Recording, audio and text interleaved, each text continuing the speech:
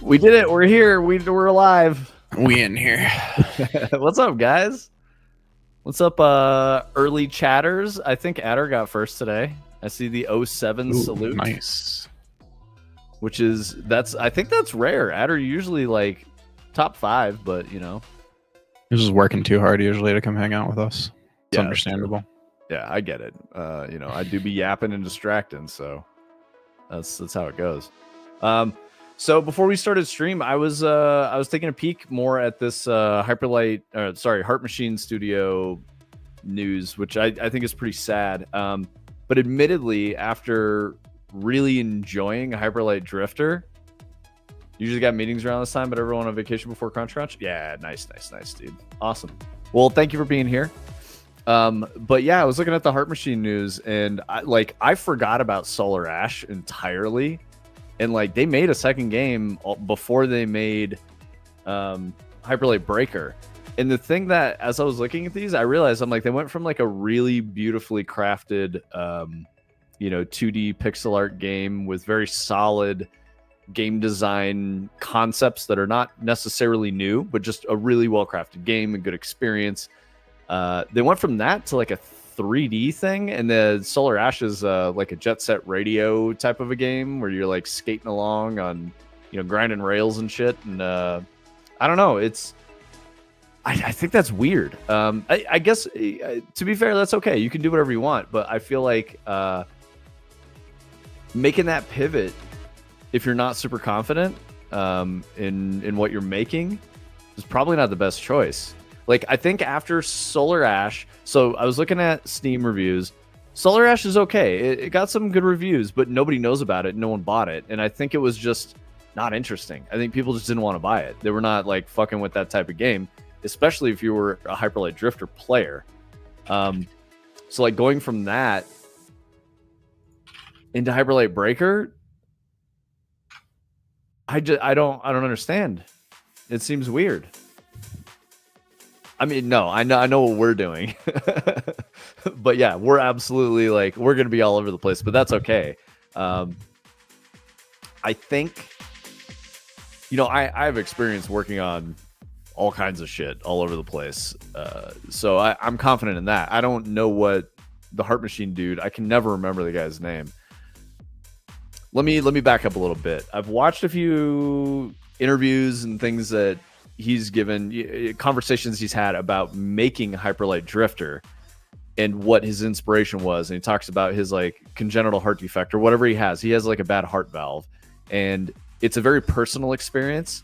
And I feel like he got away from that with Solar Ash and with Hyperlight Breaker. And maybe that's the thing that he's missing and why the game's just not doing as well, right? Like, it seems like maybe, I don't know, maybe he's lost his way, lost his vision. I hope he can stay open. Hi, Boom. You're taking some screenshots? Nice. They had a ton of contractor churn as well. Complete lack of core team to lean on for consistency. Have a couple friends that can contractor for them. We're not a fan of their management. Yeah, honestly, I got the vibes that he's a really strong personality, which is okay. But I think if he's a really strong personality and he's not sure of his vision, like, I don't get the sense that Solar Ash and Hyperlight Breaker are personal experiences, whereas Hyperlight Drifter was a very personal experience for him.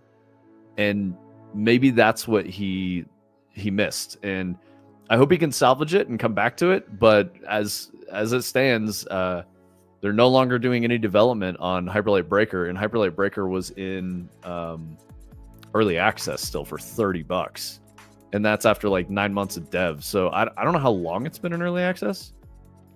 It says it was supposed to release in January of this year. Yeah, okay, so it's been in early access since January of this year, I think, is what Steam is telling me. So 9 months of early access, and the game was getting mixed reviews. Only about 3,000 reviews, too. So by contrast, if I look at Hyperlight Drifter, which is a phenomenal game, yeah, that has like 10,000, 11,000 reviews, all very positive. So that's a big difference. A lot more people knew about it. Granted, that's still not a huge audience. And here's another thing. I know we're pivoting around a bunch, But like I've told you guys several times, we're in a position with our business model that we're not dependent on funding from like Annapurna, and when Annapurna sees poor performance with Solar Ash and with Hyperlight Breaker, they're going to pull the money out. And that's the end of that story. You know what I mean? So we're in a position where we don't have money and we want to get to the point where we have money. So it's different, I guess is what I'm going for. Like there's a lot less, there's definitely risk for us still, but we're not in the same boat where like we just have to fucking stop doing this, So they scaled up to 55 devs. Yeah, that's pretty fucking big, especially for an indie game, honestly. I imagine if we got up to 50, like 55 is almost too big for one team, honestly. Like I wouldn't want to get that big. I would want to stay like 30, 40 and just really focus on one game with that 30, 40 person team.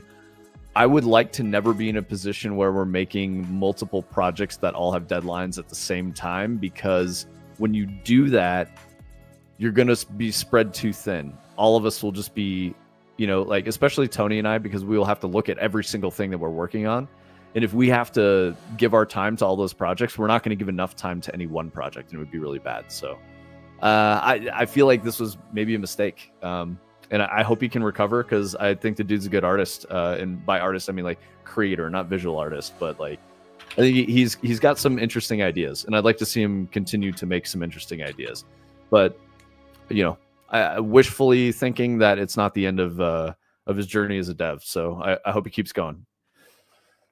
We have 30, including operations, publishing, contractors, etc. It's a fairly large team now. Yeah, exactly, Adder. Yeah, that's my thought exactly. I'm right there with you. Mega Mocap says, are you going to have the line, "I'm not afraid of Dread, Dread is afraid of me"?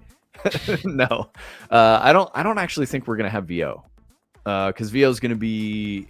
We'll see where we get. Let's see. I'm actually blocking my view of Tony's spaghetti. But Tony had figured out, thanks to you guys with some help, rubber ducking yesterday, Tony figured out the perf issues. So neighborhood is coming along really well. For us, what we need to get to is by, beginning of next week, we need to get to the spot where we've got end-to-end playable. And what I mean by end-to-end playable is like, you start in the neighborhood, you menu screen, new game, start in the neighborhood. You can get through the neighborhood into the house. You get into the house. You can get to the end. It doesn't have to be every level of the house, but that procedural generation works with at least like the pool rooms prototype and some white box. And then when you get to the end, it puts you back in the beginning or the end sequence, right? So we can play the game end to end.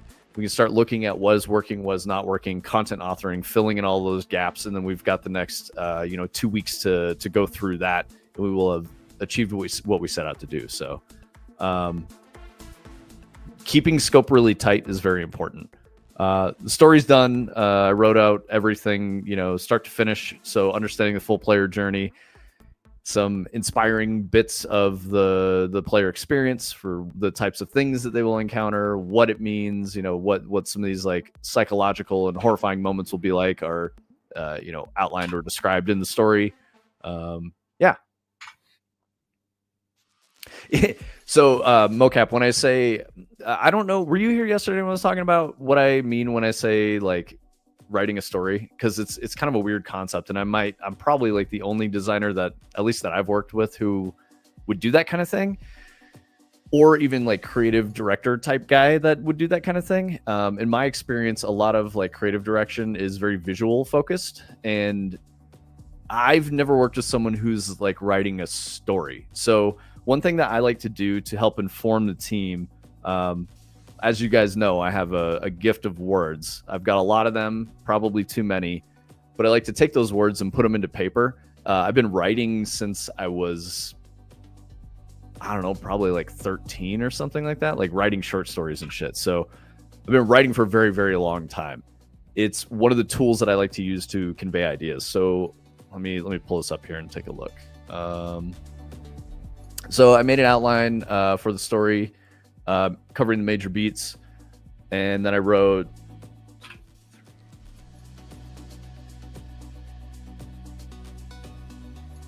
about like 10 little mini chapters. Each chapter is probably about 2 to 3 paragraphs. So I basically just wrote a short story. And the way that works is you could just read the short story and it would sort of stand up on its own. It's a first draft. I don't want to get too deep in there, so I'm not going to do like an editing pass, just for context and so that it makes sense. Careful with my syntax and whatnot, but that's kind of the focus. But this is for the team to read so that we can all understand what we're making. I need to balance it being like short, covering the major things that I have in my head about what we're making, and convey those ideas so that when we get into content authoring and building out each step of the game and having these different moments in the game, it's all informed there. So the other thing that I've told everyone on the team too is like, we're not making this story exactly, but if you think of it like a book adaptation. Someone wrote a book and they're making a video game based on a book. That's how I like to do it, which I know is really weird, but it's just something I'm really comfortable with, and that's what I like to do. So, Tony, yeah, what specifically are you working on today, Tony? I was kind of showing a second ago here. My formatter is annoying. Oh yeah, this thing is cool. This curly ass shit here. I was trying to figure out if I can make it not do that. But the main thing I'm working on right now is kind of moving around this maze thing that we're working on. So I have these debug lines that kind of show the active section of the whole path that I'm on. The blue part is the path, and the red is the wrong ways. And you can see, like, as I get close to this intersection, the whole thing changed. Oh yeah, it does some interesting stuff here. So hold on, let me do this, do that, and then play again. But yeah, so if I go up here now, hopefully, yeah, now I'm in this active intersection, which is kind of supposed to tell the game that I'm transitioning from that section into this new section here to load some new stuff. And then as I move out of the intersection into this section, this will turn green. Now I'm in this section, so it knows to kind of load the stuff ahead of me. And it's also telling it to load the illusory streets kind of down the distances that I can see at any given moment and stuff like that. But it doesn't actually load anything in or out right now, aside from just kind of doing this debug stuff. So that's what we're working on right now. But Tony, I don't know if I told you this, but I think that's some of the coolest looking debug shit I've ever seen on any game I've worked on. So I really like it. Honestly, like it's definitely fucking neat that you did all that just to figure out what the fuck is going on. The spatial problem is kind of fucked up and weird to wrap your head around. So if you guys are following, like, if you've been watching what we're doing with Dread since day one, this is like the Legend of Zelda Ocarina of Time Lost Woods. So when you take those wrong ways, you will actually end up back at the beginning of where you started, but it'll feel like you walked down the street. And Tony got all that shit working. So like, yeah, it's crazy as fuck to look at, because you're like, wait, what? And you're on the same street where you started. But if you take the correct path, the streets start to change and like shit gets different, which is like a wild fucking idea. But and this is all seeded too, so you can see like every time I hit generate here, like nothing actually changes. But if I were to change the seed here to something else and then hit generate, like now we're getting a different thing, and every time I generate, it'll be exactly the same. But we can kind of step through it exactly the same way, and everything should work. And we definitely originally planned on having kind of like a set seed for what we ship, but we're not going to even be locked into that either. We could theoretically ship it with like a randomized seed for every playthrough too. So yeah, being real, what we're trying to do is we want to finish the game in a month. That doesn't mean like bugs, polish, marketing, right? That'll probably carry into November a little bit, but we could probably drop the game in early access. Cool. And then finish it over the next like couple weeks, put nice little bows on things and really tighten it up. We probably won't have to do too much because, again, scoping exercise, we don't want to get crazy with it. We really don't want to go far. We need to get back to Hyperskate. But this is just a really, oh yeah, absolutely, Adder. That was the whole goal of this, was like, let's make a liminal space walking sim horror game in 1 month, which is fucking insane. But yeah. So this is an asset flip where like we have a whole bunch of art palettes and shit that are seeding, Tony's using to create the world There are some things that need to be bespoke because for the player experience, as you go down the correct paths, we need the, I talked about this a couple weeks ago, like 2 weeks ago. The correct paths will have like landmarks, visible changes that the player will be like, oh, this is fucking different. Because if you take the wrong way, you'll end up back on your beginning block over and over again. So we need to do something to encourage the player to understand that this is now different. Okay, this is the correct direction. This isn't going to be super long. Initially, we want to target about an hour of gameplay. I think that'll be good, somewhere between 20 minutes to an hour. The neighborhood is the first kind of third of the game, and then the interior of the spooky mansion is going to get real weird. And when I say interior of the spooky mansion, you're not in a house. You're going to be like walking around in the spooky mansion for the very first part of it, go up a staircase, and when you go to the top of the staircase, you'll come out of an open door into a forest.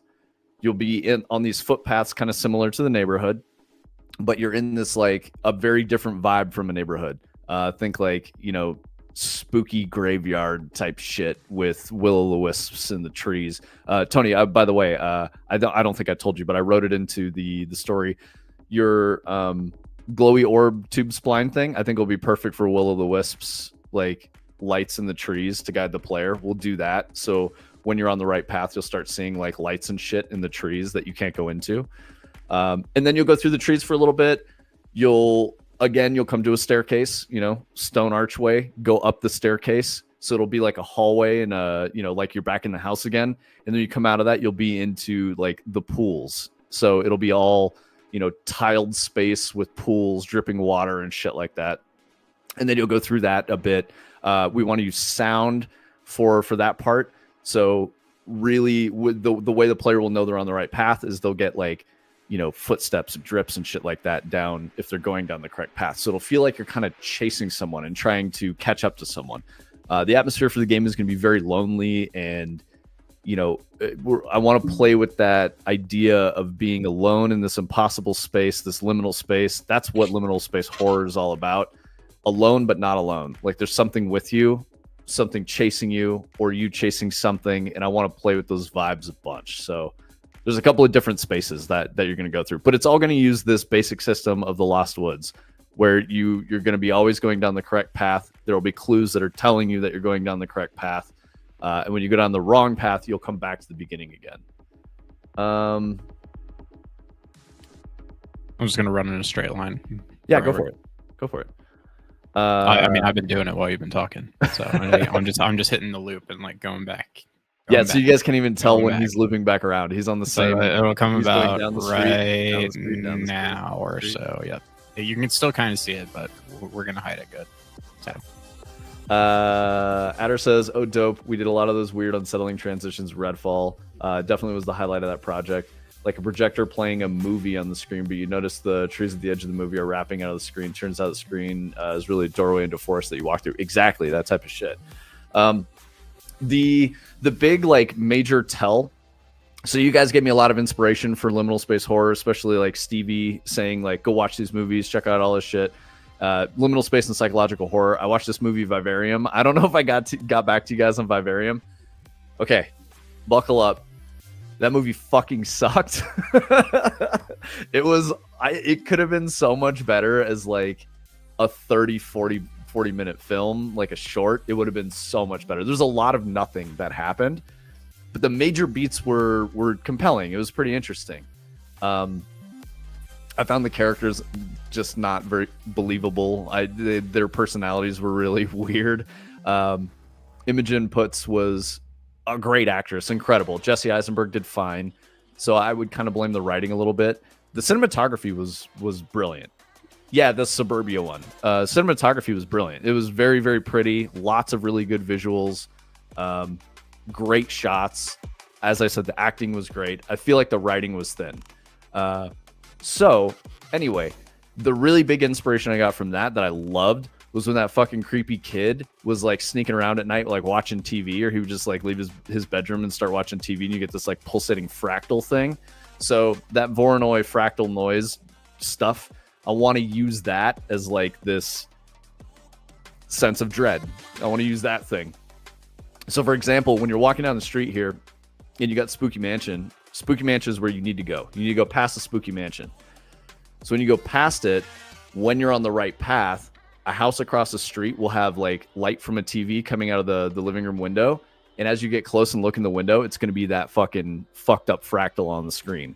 And then when you look away, it'll be turned off. And you'll be like, what the fuck was that? And so you just keep going, and we're going to start playing with that a bunch. I want to have that fractal coming out of the big mansion before you go in. I want to use some, sound for jump scares, make the player turn around and see like some eyes and like a void you get the sense that it's chasing you, pushing you into the house. You go into the house and then you get into the crazy shit. So yeah, there's all of this is the story that I wrote. So I'm describing all these moments. I like in my head knew how the game was going to play from start to finish. And then the best way to convey each of these major beats, exactly like you were saying, Mocap, it's like a loose script about emotional beats and experience. Yeah. I'm yet to write the story on my game. People keep asking about it, but I'm focusing on gameplay first. That is what I've heard you should do. Yeah, absolutely. Gameplay is really important. I'm a big weirdo, but I've told you guys several times that like I've been told I have vision. This is the way I've always done the things that I did. This is how I did the fucking shit I did on Destiny. I didn't have to write the story for myself. I didn't have to write the story for other people, but I did in some ways. Like I think I've got here. Let me. All right. This is my notebook from when I was at Bungie, but like the Mithrax quest is in here. So I've got like just a ton of shit that I wrote for like this whole thing is full. I'm gonna call it a moleskin. What was it supposed to be called? Moleskina. I heard Moleskine, which is it's fucking stupid. That's insane. But yeah, like I got both sides of pages often filled on like throughout this whole notebook. But yeah, this is all like Destiny work and stuff like that. So I use writing a lot. It's just my method. It's a part of my creative process. Sometimes I'll draw little doodles and pictures. I don't like sharing my art that much when I draw because 90% of the time it's ass. There's a reason I'm not a commercial artist, or a game artist. It's because it takes considerable effort for me to make visual stuff. And then like 10% of it is good. And 10% of it I'm like confident and I would share that and think it looks good. So it's harder for me to get that out. It takes a lot more effort. Words are very easy for me, obviously. Fucking yapping, So I get the words down, helps me know what to make, and then I can do some direction and inspire and try to be like, here's what we're making. And then as we get in there, like I was saying with content authoring, Simple Sins is helping us on the project. So he's building the different, like the design palette, if that makes sense. Not the visual design, not the environment art, but the we need a blueprint that has a look trigger. We need to be able to have a blueprint that is an interactable so that the player can pick up a note. There's the note's going to be like the only player verb really. So there's two. It's a walking simulator, so you can walk. You're never going to be able to sprint, jump, crouch, any of that. You just walk and look at shit. That's what the game's going to be about. And then periodically you'll be following this trail of notes that you get, and the notes are going to give you the narrative of the game. So if that makes sense, right? Like, bear with me. This is all very abstract. Even though I wrote a fucking story, we're not going to have like narration or like all this writing or all this other stuff because it's a psychological liminal space horror game. The less we say, oftentimes the scarier that shit's going to be. Playing with that isolation and that silence and the sound. And I was telling you guys, if you check out Vardio, I posted it in the community Discord. Anime Figurines did a playthrough of Vardio, and that is a really good. That's what you should expect without the moments where the player's talking to the Night Watchman, and then you get that weird, Microsoft Sam, whatever the fuck you want to call it, AI text to speech shit. That's not going to be in there. But walking through the woods, doing a loop, things change as you're doing it, but the way we're doing it is the Lost Woods. So you're gonna reset to the beginning. If you go the wrong way, if you go the right way, you're gonna be very linear in your exploration. Let's see. Yeah, the Suburbia one, you haven't seen that yet. Noted. Adder, it was free on, I think, Amazon Prime Video. So like I watched it, but you'll if you watch it, you'll see what I mean. After having watched True Detective season 1, Eraserhead, American Psycho, I watched a little bit of Extant, which is like a psychological horror sci-fi thing with Halle Berry. After watching all this stuff, I was like prepared for good things, and Extant isn't good. I stopped watching it, but I was like ready for Vivarium to be deeply unnerving, and I just didn't think it fucking was at all. And I don't know, it was a big miss for me. Reading the reviews, I'm not alone. It almost seemed like it was 50-50 because it only got like a 2.5-star review. But the two kinds of reviews were 5 stars, perfect film, very unnerving, sat with me forever and made me think about life differently. And this film always, pops into my mind every couple of months. To a lot of fucking nothing happened. This movie is terrible. Easy skip. It's one of the two. So it might resonate with you. Totally fine if it does. Totally fine. Don't necessarily just take my word for it. This is just my opinion. Let's see. Oh, interesting. I might have to check it out to see what you were talking about. Looking at weird monster effects. Made a Unreal short film with post-processing volume that overdrove light values on a monster, and that looked pretty cool. Yeah, we're not gonna have a monster either. The fractal, I guess, would be the monster, but we're not gonna really have a monster, if that makes sense. Because that I think is more interesting in a liminal space horror game. Is like not having an actual monster. When you show it, it's not as scary anymore. So we can only show it at the very end if we do that. And I don't want to do it. I want to do something different.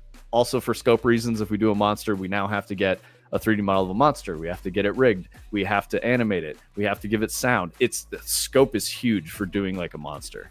So a fractal could be cool because I think we can just associate a wacky sound effect with it. Just make an animated, shader and material, and blam, there you go. You got your fractal. I own multiple packs of those. Yeah, and Tony's Tony's very good at that. The real monsters, the friends we met along the way. There won't be any friends you meet along the way because it needs to feel very isolating. You need to feel like there's something just out of your field of view that's either stalking you or you're trying to catch up to, so this will be like the two kinds of sound. You'll have a scary sound that drives the player in a specific direction, and then you'll have a comforting sound, not in a literal way, but more like, oh shit, was that a person? I heard footsteps and they're walking away from me. I want to follow that because that might be something, that could help me. So you're chasing that while like something is yelling behind you and scaring you. So those two things kind of combined. Tom Hanks proved a volleyball could be a friend. Yeah, exactly. Other human characters, fuck out of here. Yeah, you're right, dude. Yeah, so that's kind of like where we're going with it. I guess if anything, I want to show you guys because I talk a lot, and if you're not a Destiny player, you don't know what I made, and you don't know why it matters to Destiny players. But I used all these same skills and methods and techniques to make my Destiny stuff. Admittedly, I didn't do anything crazy with the tech. I just learned the most basic shit for encounter crafting in the Destiny tools, and then just use it in really creative ways, if that makes sense. And then I really understood the game, so I made content that players liked and used my vision, if that makes sense. What's up, Acid? The Beppis brother? So yeah, I mean, I've thought about like, if you guys are interested in reading the story, I'd be happy to like throw it into Discord at some point. I do need to do some touch up on it and make it so that it makes a little more sense in certain ways. So I need to be, do another couple editing passes. Like I said, I'm just kind of on first draft right now for the team to digest. Yo, what's up, Omni? Yeah, I know. Omni needs his Battlefield 6. Tomorrow, brother. I think in the morning, right? Isn't it an AM release? Omni playing Battlefield tomorrow is like, I'm gonna purposely get myself addicted to drugs. This is gonna be fun.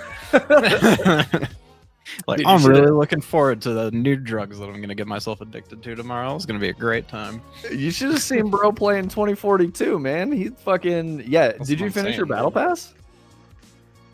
I think he almost finished his battle pass, and he's never played a Battlefield game, which is crazy. He was grinding. Oh, you didn't finish it? Well, that's okay. You're not going to get that skin, but it doesn't matter. It literally doesn't matter. Did you guys ever get that weird secret gun? I did not know. That was the craziest shit, dude. I don't remember. Maybe Anime got it. I don't know. Omni, did you get the gun? He and I were trying to do it one day, and then he had to go, and I stayed in the lobby and got it. I don't know if he ended up doing it or not, but it was weird.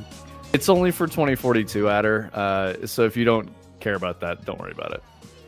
Yeah, you have to go into Iwo Jima and like, I don't know, it's like a whole thing. You gotta like get somebody to push you through a wall with a vehicle that puts you in this one spot where you're like basically standing on invisible ground under the ground, which doesn't feel like it would be intentional. But then if somebody goes over to like a spot way across the map and like flips a couple of switches in a specific sequence, it then like teleports you from this spot into this room where there's this secret gun in this case, and it has like a thermal scope on it by default and looks kind of sci-fi. I don't know. It was very weird.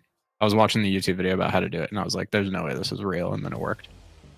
Adder, if it makes you feel better, I finished my battle pass like 2.5 weeks ago, so I have not been playing 2042 because I didn't want to fry myself on Battlefield. So I'm excited. I'm excited for Battlefield 6. But we've got Dread Dev during the day, and we've got a team meeting for VR mini golf in the afternoon. Omni, you can make that, yeah? Does that work for you? It's going to be at like 3 your time. I didn't see if you responded to the message I threw in Discord. Sorry about that if you did. But yeah, so yeah, dude, Walkabout Mini Golf VR is really good. And it's great, like, with the homies, so yeah, it's good shit. But yeah, for the story, if you guys are interested in reading it, you know, I would need a lot of encouragement from the community to want to see the story for Dread. Maybe that's something I'll hold on to, and then, you know, if people request it or whatever in the community server, I'll dress it up and then put it out there. Because like I was saying, it's a tool. It's not like... It's not good enough to give to other people from my standards yet. You know, I give it to the team to get the ideas out there, had them read it. By the way, guys, it's at like 10 chapters now. Sorry. I think when they read it before, it was at like 4. So it's long. But yeah, it should cover a lot of things. And then the last couple beats I kind of left wide open, but in the outline, I left opportunity for like 11 different types of liminal spaces that we could use, and then I illustrated 3 of them, or 2 of them, and then the final liminal, or the final game complete room. So, and when I say illustrated, I mean like metaphorically. I illustrated with words. Oh shit, Tony's doing some fucking tic-tac-toe, bro. Just can't figure out the logic about how I want to do this. This is the thing. I'm just fucking with you, man. Need to put an Easter egg somewhere. So if you do something, the game yells Winston, like in Ghostbusters 2. Omni, we might get sued for that. So maybe don't do that. Especially because you wrote that shit in Twitch chat. So like if there's any legal discovery, you know, because like Paramount or whatever wants to sue us for like ripping off their IP or something. You know, you specifically mentioned Ghostbusters 2, so we can't really fake it at this point and say it's coincidence. I'm kidding, but it's one of my favorite things to yell out during a scary scene in a movie. Nice. I'm very fond of the original, you know, Ghostbusters 1, when Bill Murray goes, "Hold on, I got this," and he goes up to the banquet table and like yanks the fucking the tablecloth off, and everything flies off except for the flowers in the middle, and he goes, "And the flowers are still standing," and then like all the ghosts start going ape shit and fucking the room up. That's my favorite one. The theme park. I was looking at that mocap. Hang on, I'll double check for you. Mocap, you play there's a new Walkabout Bingo? course? Yeah, they have like an abandoned theme park that I think they were doing. Forgotten Fairyland. Okay. I don't. Is it Forgotten Fairyland? That's the new one. It's like what's on there. Yeah. It looks like it is out. Yeah. October 9th. So today. Yep. Sweet. Well, there you go. There's your answer, Mocap. Mocap, do you play? It looks pretty cool, actually. Nice. Yeah. Do you have like homies you play with, or are you just like a solo golfer? Because that's sad. I don't want you to be a solo golfer, bro. Not that it would be appropriate to have you join our team meeting, but if you ever want to golf, like, you know, holler. We'll golf with you sometime. Or do you golf with like your community? I know you do the YouTubes. I don't know if you've got like, you know, socials and all that set up and you do stuff with your people. Also, if you'd rather play solo, I didn't mean it was sad. I'm just trying to the fucking words, man, you know? I'm a real human. I say shit that I mean. I don't want you to feel lonely, Mocap. That's all. Adder, big same. I haven't been this excited for a video game in a long time. Got my PS5 Pro and BF6 on the same day. We back. Yes, brother. We are so back. Adder, you know, of course, same extent to you. Oh, Omni, I forgot. I read your message about you need to be in the Little Bird. The Little Bird's not confirmed for launch, so you need to start practicing the regular gunships and the attack helicopters. Or just put a little more time into that if you want to practice those, because that's what you're going to get at launch.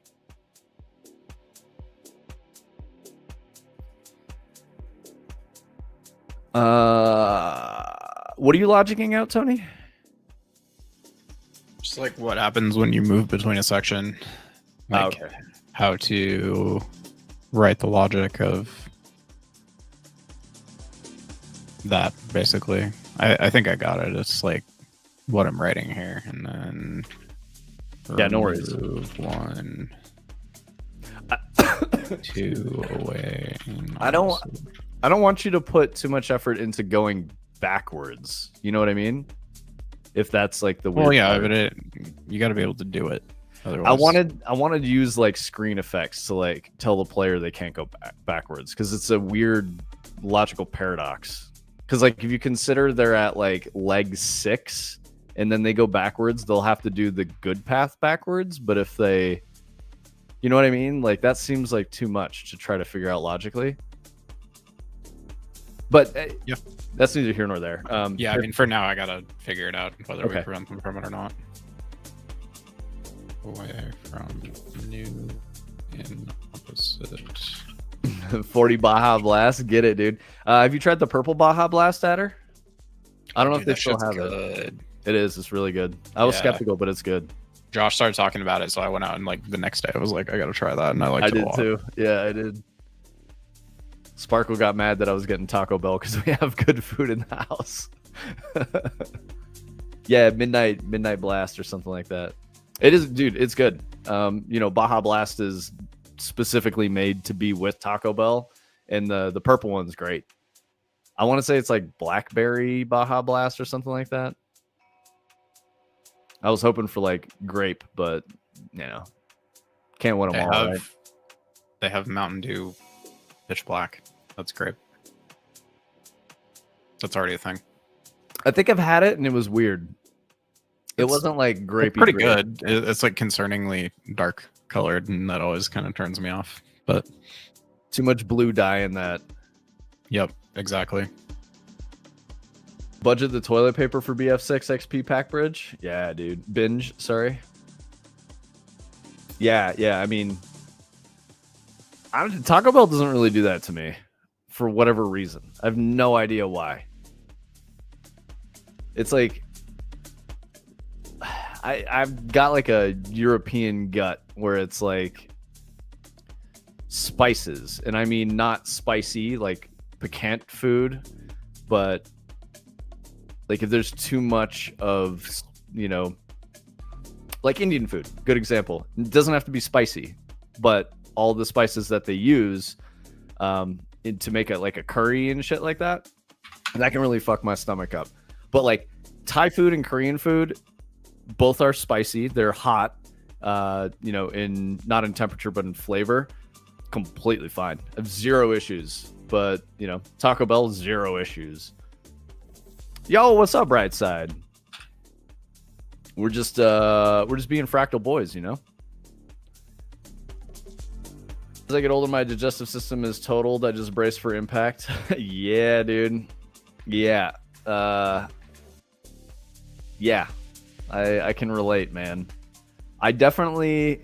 That's one of the reasons Sober October is so good. My GI works do not fuck with drinking of any kind. There is pretty much just bad times if I've drank even like a single beer. One beer makes my gut unhappy. Add or a bidet? I mean, dude, okay. Bidets are dope. I don't know if you guys are on bidet stuff, but like that's always kind of like a stretch goal for me is like get one of those really expensive Japanese Totos that are like 15 fucking grand with like all the works in them. Because good Lord, when I was in Japan, you know, 15 years ago, it changed my fucking life. I was like, oh, you get the privacy music, you get the water temperature and pressure adjustments, you get the you know, a little bit depending on the model, you can get like some air to like dry you off a little bit. Dude, the game has changed these days. Like you can get one that you attach to your toilet that has everything that's $500 now, and you can get the whole thing for like $1,500. Like real nice toilet and stuff, and they sell them at Costco. I just don't want the attached one. Like I don't know. Yeah, no. I'm like for sure, and even the attached one for like $500 is crazy. But yeah, not the same as like the fully integrated. Absolutely. Either way, bidet is far superior to just raw toilet paper. Yeah, it really is. Ludwig sells an affordable bidet. He does, yeah. It's called Swipe. Funny. Yep. It's called the what? It's called Swipe. Swipe. All right. Yeah. That makes sense. No, he was like early enough in the like I think bidets are awesome and everybody should have one game that he's like I'm just gonna invest in a company and sell them. No, I do not have a full sound system in my bathroom, Adder. But I'm also not like a sound system type of guy. Like I got the, you know, sound bar in the living room and I got like a nice set of PC speakers and whatnot, you know, powered PC speakers. But I'm not like a crazy sound guy. I'm pretty sure Omni's got a wild fucking audio setup in his house. But also like Adder, I was seeing you said bidets are weird, but they do get the job done. I think they're weird for like Westerners, you know, unless you're European, but like it makes a difference, guys. It's way better. It's honestly, it's way fucking better. Western European? Yeah, I guess I mean American specifically, because like I'm pretty sure bidets are somewhat ubiquitous in Europe. Big bathroom hi-fi guy myself. My only, you know, I guess unconventional or non-standard bathroom experiences are shower beers, bro, and cold showers. That's it. I don't always do cold showers, but I do like a good cold shower on occasion. Cold shower beer, fucking solid. None of that during October though, because sober.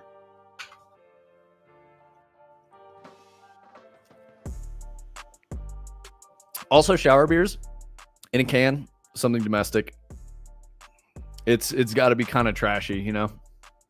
But like ice fucking cold, like Bud Heavy, perfect. Like a summer day, you know, middle of the afternoon when you've been out working in the yard or something, or like in the garage, fucking banger. So good. Shower Red Bull in the morning. You're a wild boy, Adder.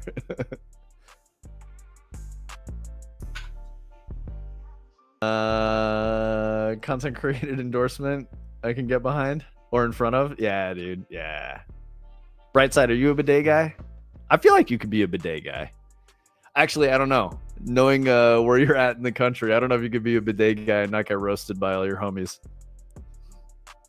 You could be a bidet guy and like hide it from them, you know? Let's see. Mocap, you still around? We talked about it. Did you get your info on the walkabout level? We were talking about it, but I didn't see you respond.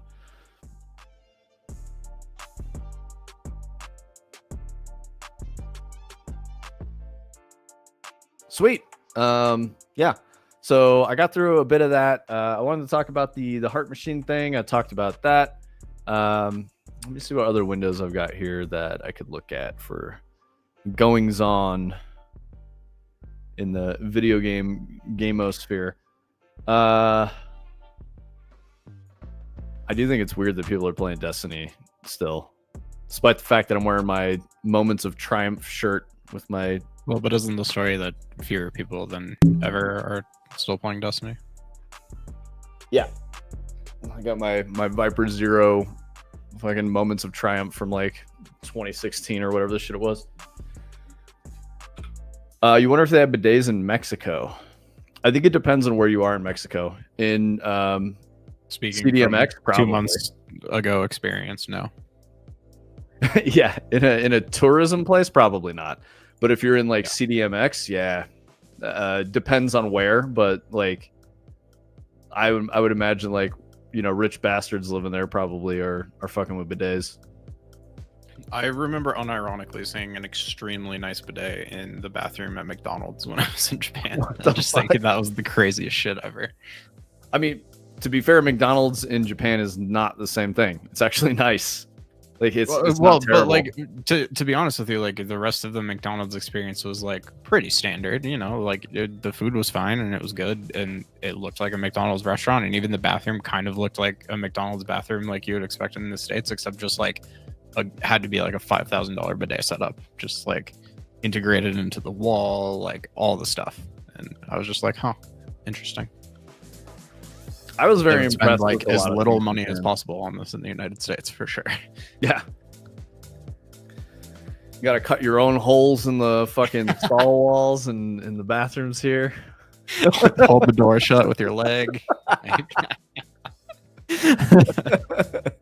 In Japan, they're pre-drilled. You're good to go. I'm just fucking kidding, guys. I'm just making terrible jokes. There's definitely places like I remember, like we were in like a kind of like park garden thing in Tokyo, and in the bathrooms, and like the only toilet option was like the squat one on the ground and stuff too. So like you get a little bit of both. I think I would not know what to do if I came up on one of those. I've never experienced one of the hole in the ground toilets. Well, I'm sure if you had to, you'd figure it out. Yeah, I'd figure it out. I will say that London had some awful bathrooms, like pretty much everywhere. Yep. I actually really Googled while I was there, why does every bathroom in London smell bad? And I guess it's because fucking terrible. There's like sewer gas venting standards that we have here in the United States that effectively just prevent that from ever being a problem, and they don't have that there. And you know, some of their infrastructure is like 500 years old, so yeah, it's a little hard for them to like standardize things and enforce it. But it just, you go in a really nice, clean, you know, probably fairly newly built public restroom, and it was just like, it smells bad in here, and I don't think there's anything that they can do about it. That's crazy. Yeah, bro, London town's like a fucking 1,500-year-old city, so that's probably why it's terrible. Just like, yeah, I like I said, I ended up Googling that at one point while we were there, though, because I was just like, this like, is why the is thing, it so like bad? In every single bathroom, no matter how nice and clean it seems, like it just does not smell very good. So, oh, I'm sorry, London is 2,000 years old, yeah. So that's why. Yeah, it was a Roman. We were just very cognizant many times where like they'd show you some church or something that was built in the 1400s, and you're like, that shit is 300 or 400 years older than our country. Like that is wild. Yeah. Okay, now I gotta pee after all this bathroom talk. Let's see. What else do I have here? I guess there are some people talking about rumors of a PS6 because Mark Cerny was talking about AMD technology stuff or some shit in the future console relative to Sony. Yeah, I don't think that's like a surprise. We're probably going to get another PlayStation at some point in the future. I'm starting to see some reviews for Battlefield 6. People are saying multiplayer is amazing. The campaign's kind of boring. Like, man, shut the fuck up. Shit ain't even out yet. Just shut the fuck up. Let's see. Oh, apparently there's an Expedition 33 update coming, which is kind of interesting. I still haven't played.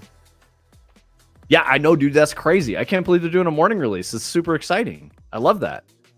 They know the audience. They're like, we're going straight to North America. That's where all the gamers are. Fucking dude. How did EA just get right? Or I guess it's not EA. How did DICE just get right? Were they like genuinely scared and they were like, boys, we're fucking up. We gotta get this all corrected, and then they just got right? Like, because how many studios do we have that are not getting right and just continuing to fumble and being like, no, it'll happen eventually? No, it won't. Stop doing the shit you're doing. It's not gonna happen. Nobody wants it. Big update with the new environment bosses and more for Expedition 33. I still need to play that. I think I'll really like it. Maybe I'll get into it after we finish Dread. That seems interesting, because then I'll have at least like a month to play multiplayer Battlefield, just no life that shit. Well, I can't really no life it because we're trying to finish this game. EA openly admitted that this was the last push to make BF a successful franchise. Dude, they did the right things. They fucking did the right things. They pushed all the chips in for this one, maximizing hype for their private buyout eval for sure. I mean, guys, it's not that fucking hard. It's really not that hard. Don't try to tell gamers what they want. Just fucking make shit that gamers want. It's easy. You want Limp Bizkit in the trailer? Do it. Give me something to break. Talk about the Levolution, Do fucking NATO versus, what is, I don't even know what the bad guys are in Battlefield 6. But, like, bring it back to that. That's what players want. They don't want all these hero kits and bullshit that was in 2042. They just want basic kits. That's the gold for Battlefield. Cool vehicles that are fun. Good weapon choices. Nice maps. I was thinking about the map design in 2042. They made some really big risks. And it felt to me like all of the maps in 2042 put art over gameplay. A lot of the maps played really badly. And what I mean by that is it was very unpredictable and hard to tell where the fuck you were even getting shot from and like where the enemy team might push from. It was kind of wacky Mario Kart all over the place, When I say Mario Kart, I mean like you're in first place and you get hit by the fucking blue shell out of nowhere, and now you're in sixth place, and then you get back up to first, and like it's just constantly changing, and it's like, it's like you're playing a slot machine for who's going to actually win, and like skill doesn't really matter as much. So that's what I think is interesting about Battlefield 6. They slowed everything down. They got back to basics. They understand the winning formula. 2042 maps were the worst part of the game without question. Yeah, so Adder, talk to me about that, because like, while I've done level design, I've never done level design on that scale. Like, definitely not. My level design stuff is all very linear. I've never done multiplayer map design. I don't even know what all the problems would be. Frankly, it's scary to think about making a fucking map like that. Like, trying to make a Battlefield map makes me like very anxious. Just thinking about like trying to build that shit and be like the level design lead for that. I'm like, I'm not fucking equipped. I'm going to make some guesses, guys, but we're going to make some mistakes. But I would definitely not put visuals first. And I think that my gut tells me that that's where they fucked up. They put visuals first, and then they went for gameplay, or eschewed it entirely and just didn't account for gameplay. And we're like, we're going to have this really cool moment where it's cinematic and the shit is happening, and gamers don't fucking care, dude. That's the wrong kind of game. Iwo Jima was really, really good, actually. I did like Iwo Jima. I feel like it played really well in 2042. Some of the big city maps were awesome. I mean, if we're talking about What's the one with the skyscrapers? I can't remember what it's fucking called because I haven't played it in like almost a month now. There's zero bottlenecking, getting shot in the back every death. Thank you. All right. That's what I was thinking. It was like really unpredictable. Like you need to be able to be like, this is where conflicts will occur. You have to design for hot spots of conflict. So I used to, when I was a young gamer, I would look at the Halo 2 and Halo 3 heat maps on Bungie.net all the time to sort of understand like how maps played. It didn't make any fucking sense to me back then. I didn't know what it meant. I was like, oh, people are dying here. I should go to that hot spot because that's where I'm going to get kills. And then, of course, I would get fucking killed. So it took me a long time to figure out what that information was useful for. But yeah, Kaleidoscope. Thank you, Omni. Yeah, Kaleidoscope is a very cool looking map. It plays like ass. It's so bad. It's like you have the main battle occurring across the top of the map between the skyscrapers and the low ground.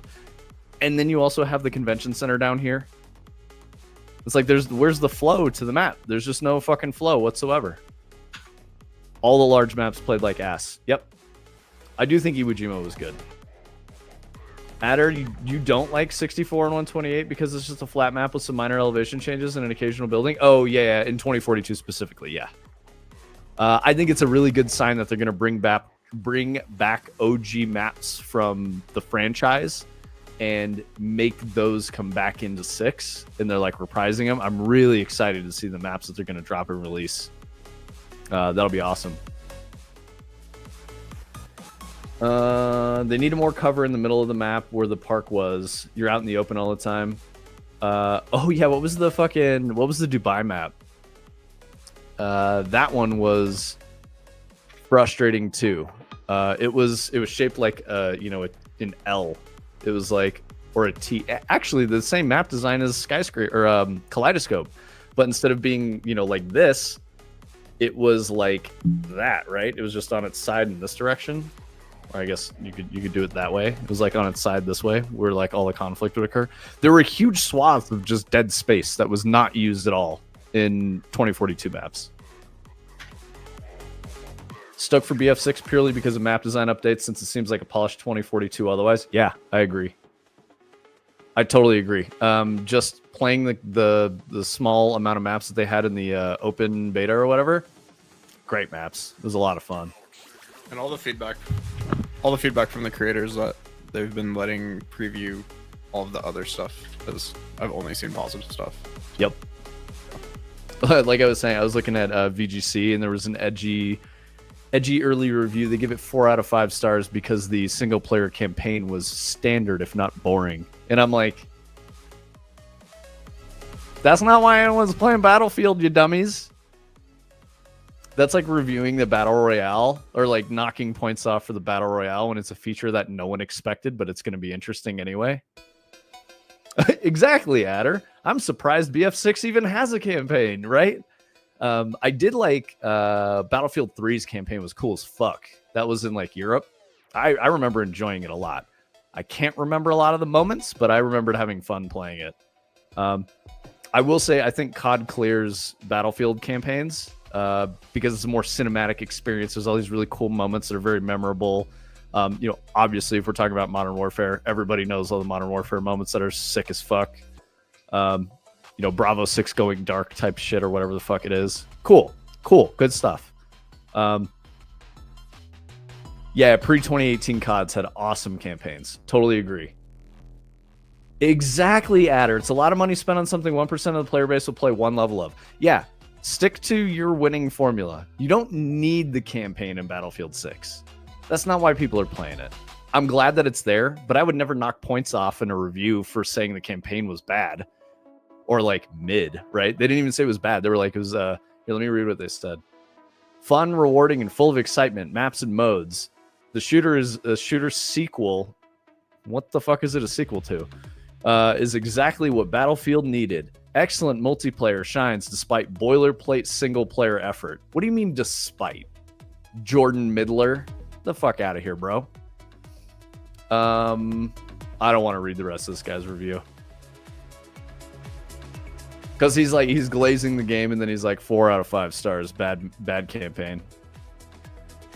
Caught at something like 0.01% of players making it past the 3rd level of campaign. Yeah. Yeah, dude. By contrast, the campaign is very important in Destiny. And they didn't put enough effort into campaign, in my opinion. The releases were a little wonky. Sometimes you'd get an expansion with like 4 campaign missions. You'd be done in like 3 hours. Sometimes, Forsaken, Taken King, you'd get a really good campaign with a lot of shit and good lore and story and like world building and cinematics, and that was great. That was the fucking soul of Bungie. That was the good times, you know. I even like the Rise of Iron campaign. I thought it was fun. But yeah, it was still a little thin. Let's see. Omni says they need to somehow make the transport helis relevant too, where the only way to get to somewhere is to transport in, respawn dead zones or something. I mean, that's tricky. Omni, I don't know if you saw this, but there's a mobile CAS V, which I think it's called a CAS V. It's the Phalanx. It's called the Phalanx when it's on a boat, but it's like that minigun radar auto turret. They have those covering spawns. So if you fly your helicopter over the enemy spawn, you will get shot down like immediately. So you can't push into the spawn and spawn camp. Can't happen. All aircraft are just going to get obliterated. So you got to be careful. One day we might see another Halo campaign we're playing. Adder, I liked Infinite. I thought it was cool, but I did not like 4. When you could do shit, or you couldn't do any of the things that occurred in the cinematics when Nathan Fillion was like fucking backflipping and whatnot. Also weird that they took an ODST and made the ODST a Spartan. That's not how that works. Nathan Fillion was in Halo? Oh yeah. He was an ODST. I did not know that. Yep. That's why he was in that's why he was Cade 6. He loved Bungie. So he came to work with Bungie. You know, he got his check from working with 343, but his real passion was working with Bungie. I don't know, Adder. I'm highly skeptical, just based on the shit that I've seen coming out of Halo Studio, where people are like, we don't like violent games and stuff like that. And I'm like, you make a fucking military space shooter. What do you mean you don't like violent games? We don't like guns. We don't like violent games. Dog, your game is guns and violence. Embrace it. Or go get a different job. You don't need to work on Halo. Go work on fucking Nintendogs. I don't know. I'm just wishful. There's a rumor that there might be a good Halo game coming, but I don't know anything about it. And then there's the other one that might be weird, and it's like Halo Fortnite or some shit. I don't know. The intro to 4 was fine, but it fell off hard by the end. Halo Studios is having a tough time. Yeah, dude. I mean, they're hiring the wrong kinds of people. Like, it. Seattle game dev culture is very, very weird. I think I've told you guys this before, but I definitely worked with. There was this one time at Bungie we had an all hands, and there was this dude who had worked on other games, didn't like making military space shooters, and he's like, when are we going to make a game that I want to play? And I was like, why the fuck did you come get hired here, man? What are you doing? Like, it's the game's about guns and shooting shit. Don't come in and tell the people who run the place that you don't want to make that game. You do not need to work there. Go work somewhere else. Halo dating sim when? Mega Mocap. So Destiny and Bungie are beset by controversy, always have been. It was always tough. One of the controversies that I saw as when I was working there that kind of pissed me off is we had this really cool team building thing where we took a break after, you know, everyone was crunching and working really fucking hard to make I want to say it was Rise of Iron. So we had a game jam internal, which was really cool. A bunch of people built a bunch of very cool things. And one of the things that got built was a Destiny-themed Doki Doki dating sim, which I loved. I thought it was really fucking cool. And the online discourse about it, where people were like, how the fuck are they wasting money on this? And it's like, guys, they spent like 5 fucking days making it. Chill the fuck out. It's not like they spent months and the money you gave them for an expansion to go make that. That's not how it fucking works. But the Doki Doki shit was cool. I thought it was great. They were talking about maybe releasing it, but a lot of, Destiny players got really fucking mad, and they were like, all right, maybe we don't release this. It would have been fun. It would have been a good time. We do the same in the studio I worked for. I turned our game into a kart racer. Yeah, that's good shit, mocap, for sure. Like, taking a little bit of a break. Oh, you might have stepped away. I was making sure you got your info on the Walkabout Mini Golf VR. The level came out today. The spooky theme park or whatever, the abandoned theme park. So that's out today. Also, mocap, I was saying, I don't know if you have a crew to play golf with, but if you want to play golf with the homies, like, let us know in the Discord. We'll golf with you sometime. It'd be fun.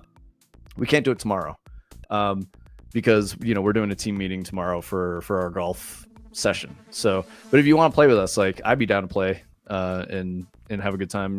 Doing some golfing. Right on, dude. Yeah, it'd be fun. Well, fair warning, I don't know what your skill level's like, but Tony and I have gotten pretty fucking nasty.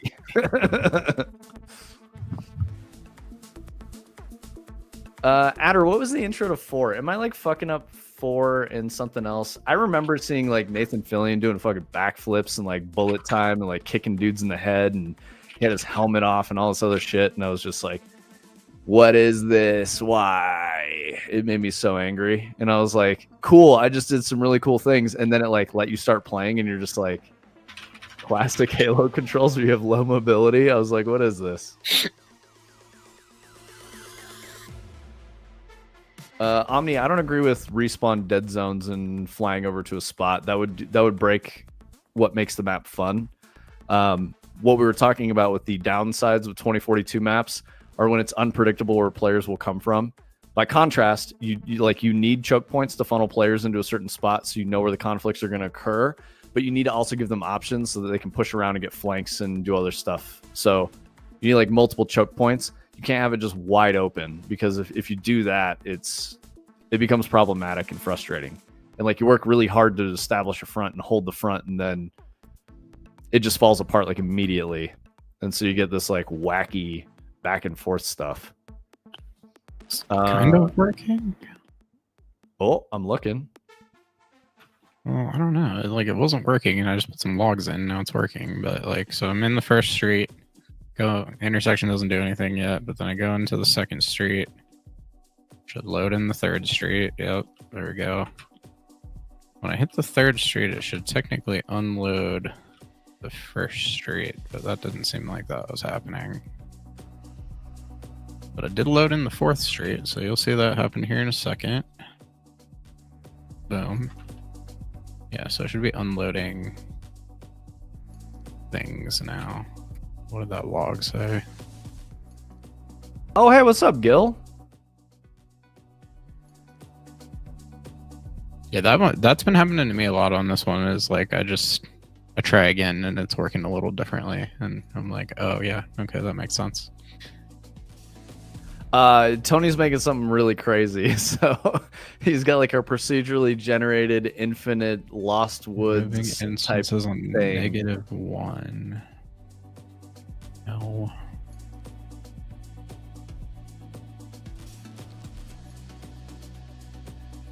Thanks, Gil. The thing that drives me nuts with UE is how things don't work sometimes until you restart the engine. That's big and real. Yeah. Or like, you just check a checkbox and then suddenly everything works. The way this works, like, I had to turn off the.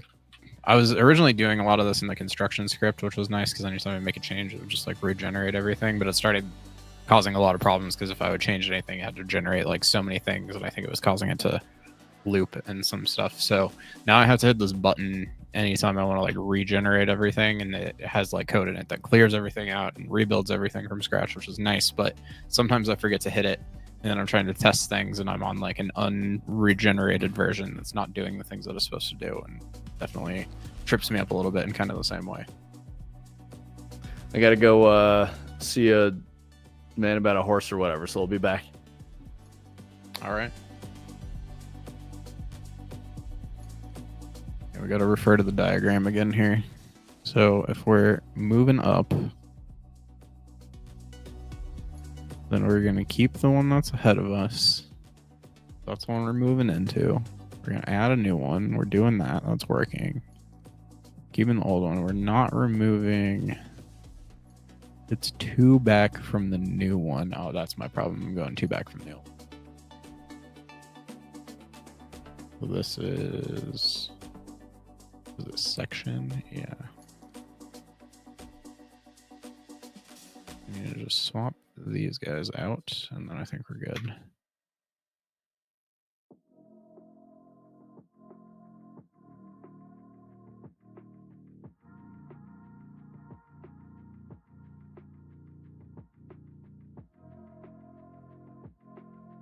Probably the best tip I always give to newcomers is to explain that the construction runs once you place the actor in the world, and even if you will update the construction script, it will not update the actor on the level. Well, it should rerun the construction script every time you recompile the blueprint. And then I think it runs once when the game starts too, technically, or something. But yeah, I don't know. The construction script can be helpful and also kind of confusing at times, just depending on what you're trying to do with it.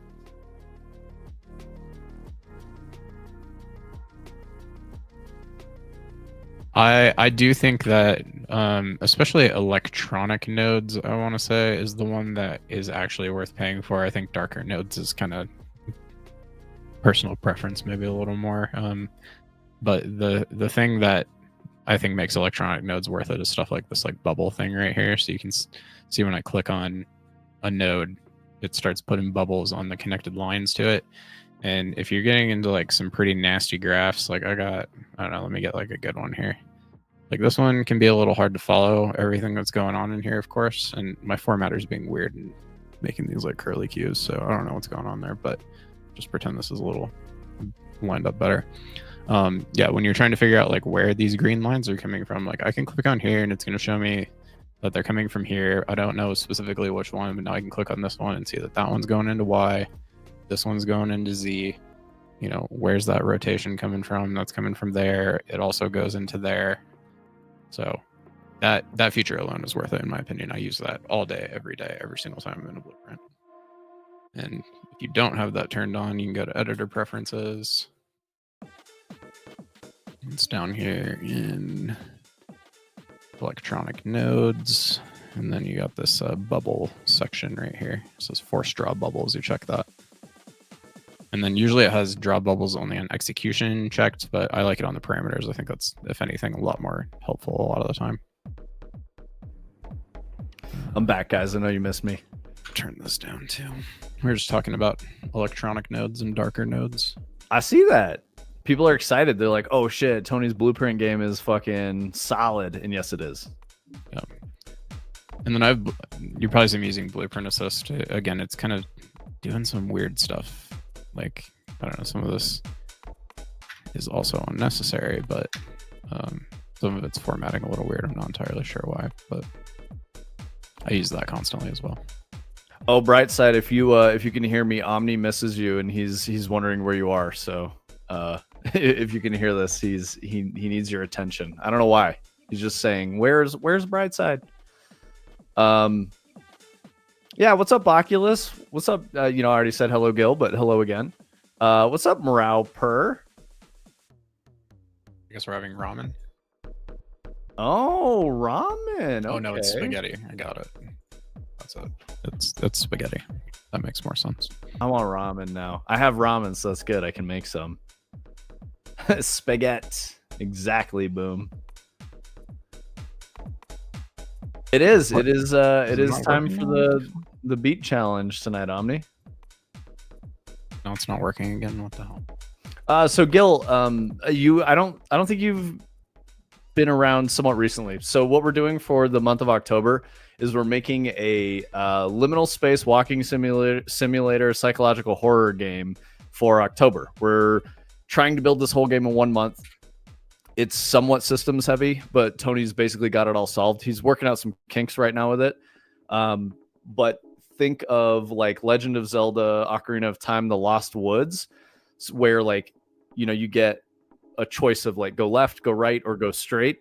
And if you pick the wrong one, you end up back at the very first room again, regardless of how many steps you've gone down.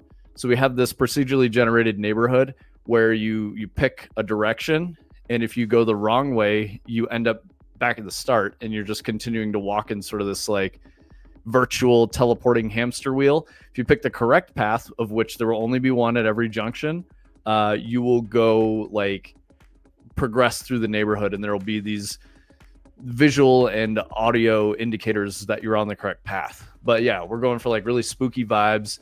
There's a bunch of stuff that I could tell you about it. But yeah, we're doing that for the whole month of October.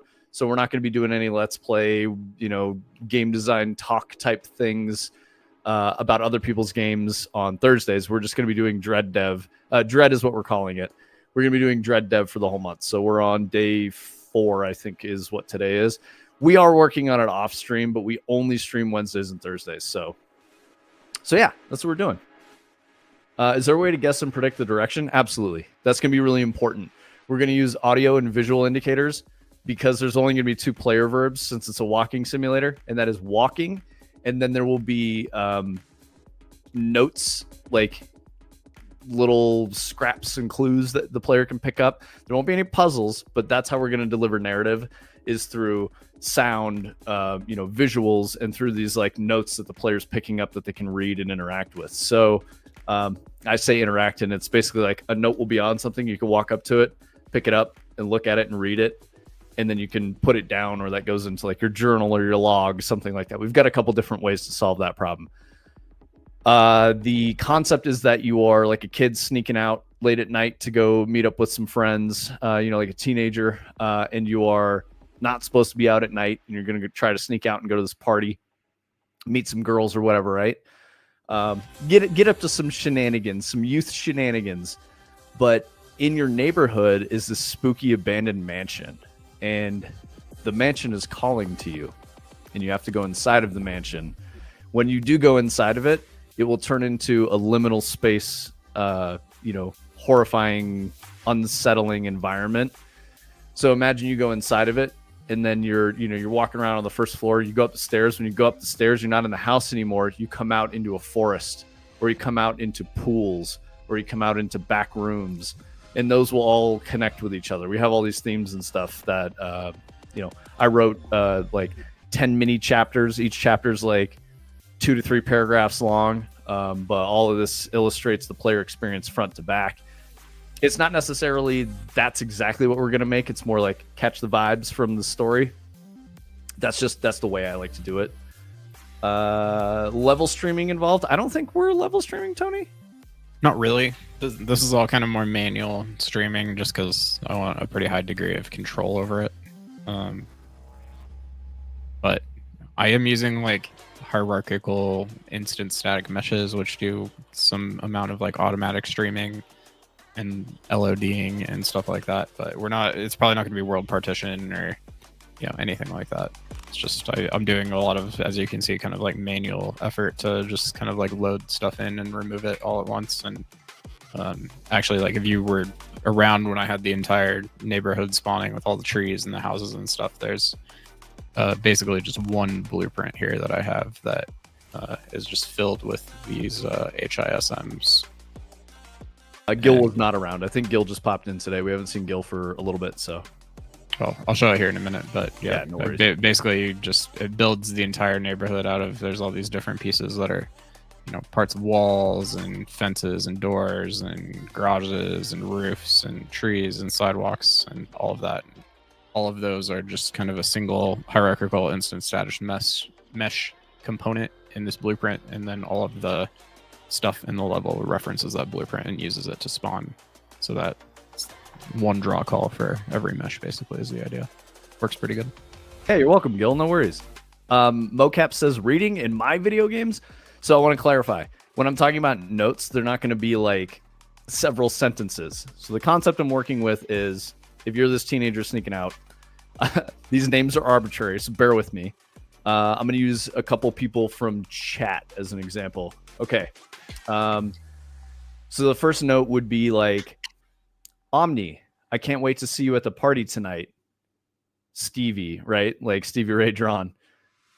Then when the player finds the second note, Omni is going to be strike through, like crossed out, like someone wrote the, modified the note. So the note is no longer in the player's pocket or whatever, right? Like you find the note and the name is crossed out.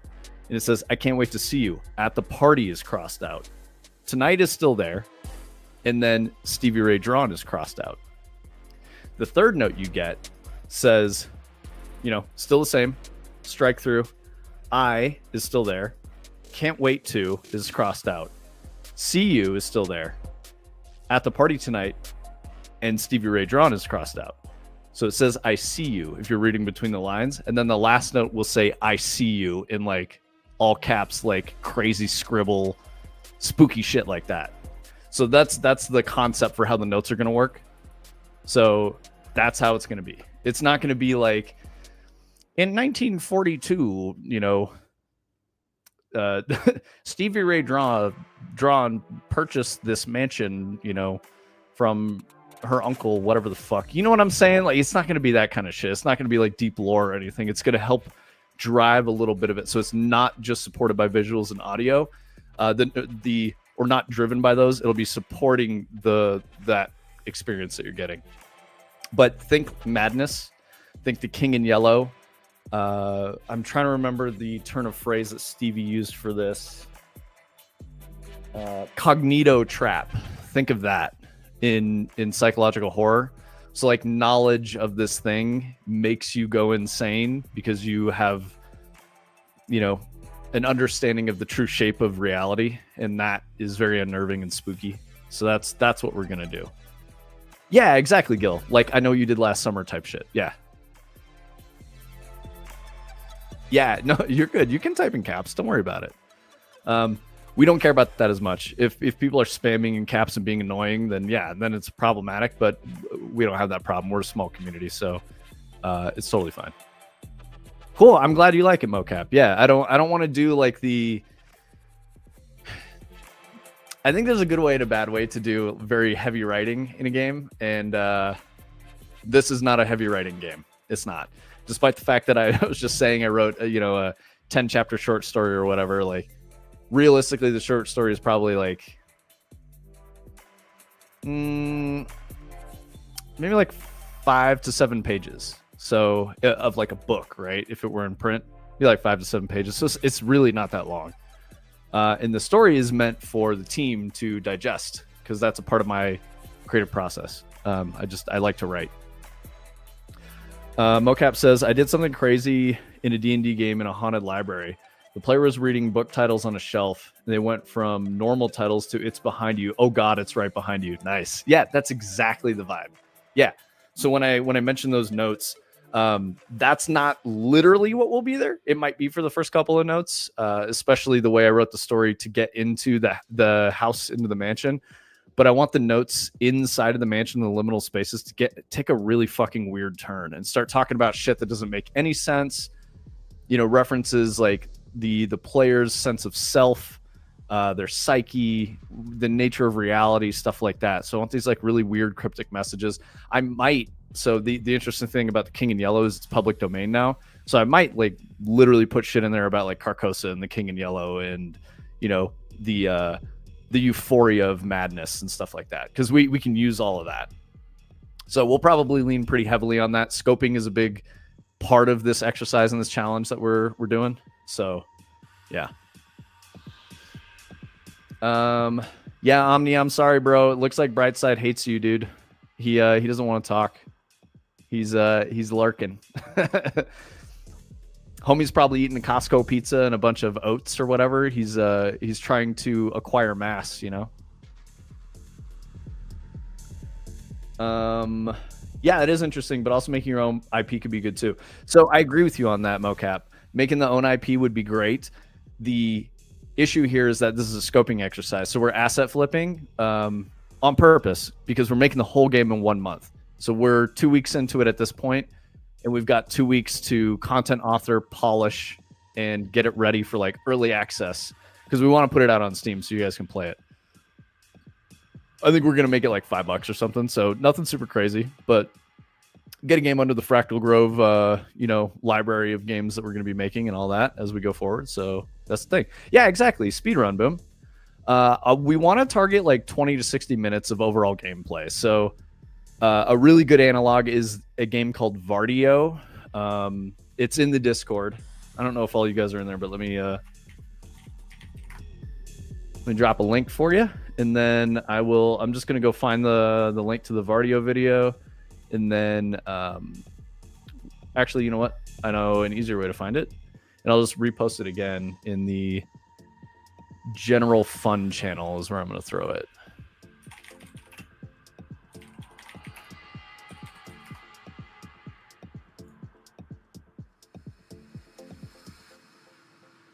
That's not the right channel.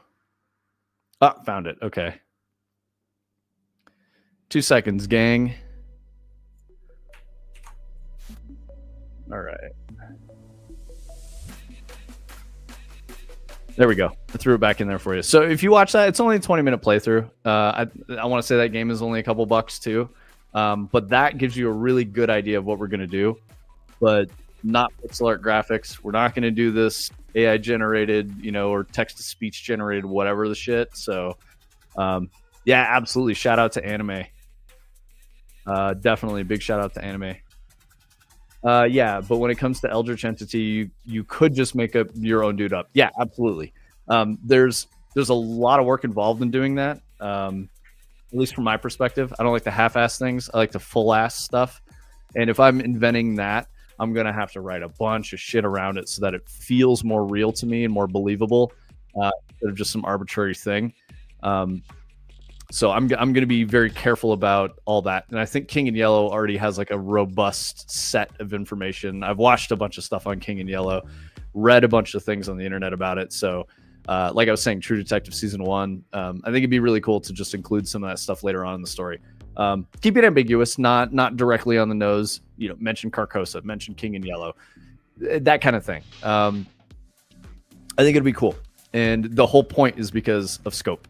So developing it, I've already spent, I think writing the story has probably taken me a week and a half, something like that. I had ideas about stuff, but fully developing it, fleshing it out, and knowing where the game goes start to finish, it takes a lot of effort to get to that point. So I need to set that down and get into content authoring. Simple Sins is, a member of the team, and Simple Sins has been building out all of the game design experience constituent pieces that we need, BPs and stuff like that, for all the player interactions, menus and stuff like that. So he's almost done with that. We almost have enough to really start content authoring. Omni's been helping with audio design. We can trigger sounds and a bunch of other stuff. As soon as Tony gets the neighborhood in a solid place, we can start building out the neighborhood and building out that gameplay experience for that. And that's probably what you're going to see next week is the work that we've done on that. So let's see. I could never agree with the term content flipping if you really use it well. It's not like every furniture in your room or your clothes you wear are not asset flip. Yeah, and Gil, I don't mean it in a derogatory way. I think that there's it's used in a negative way from gamers because they don't understand what that shit means, and it's sort of like derisive towards a big developer. Oh, they didn't even make their own fucking art. They just took someone else's art and put it into their game. That shit, it happens all the fucking time.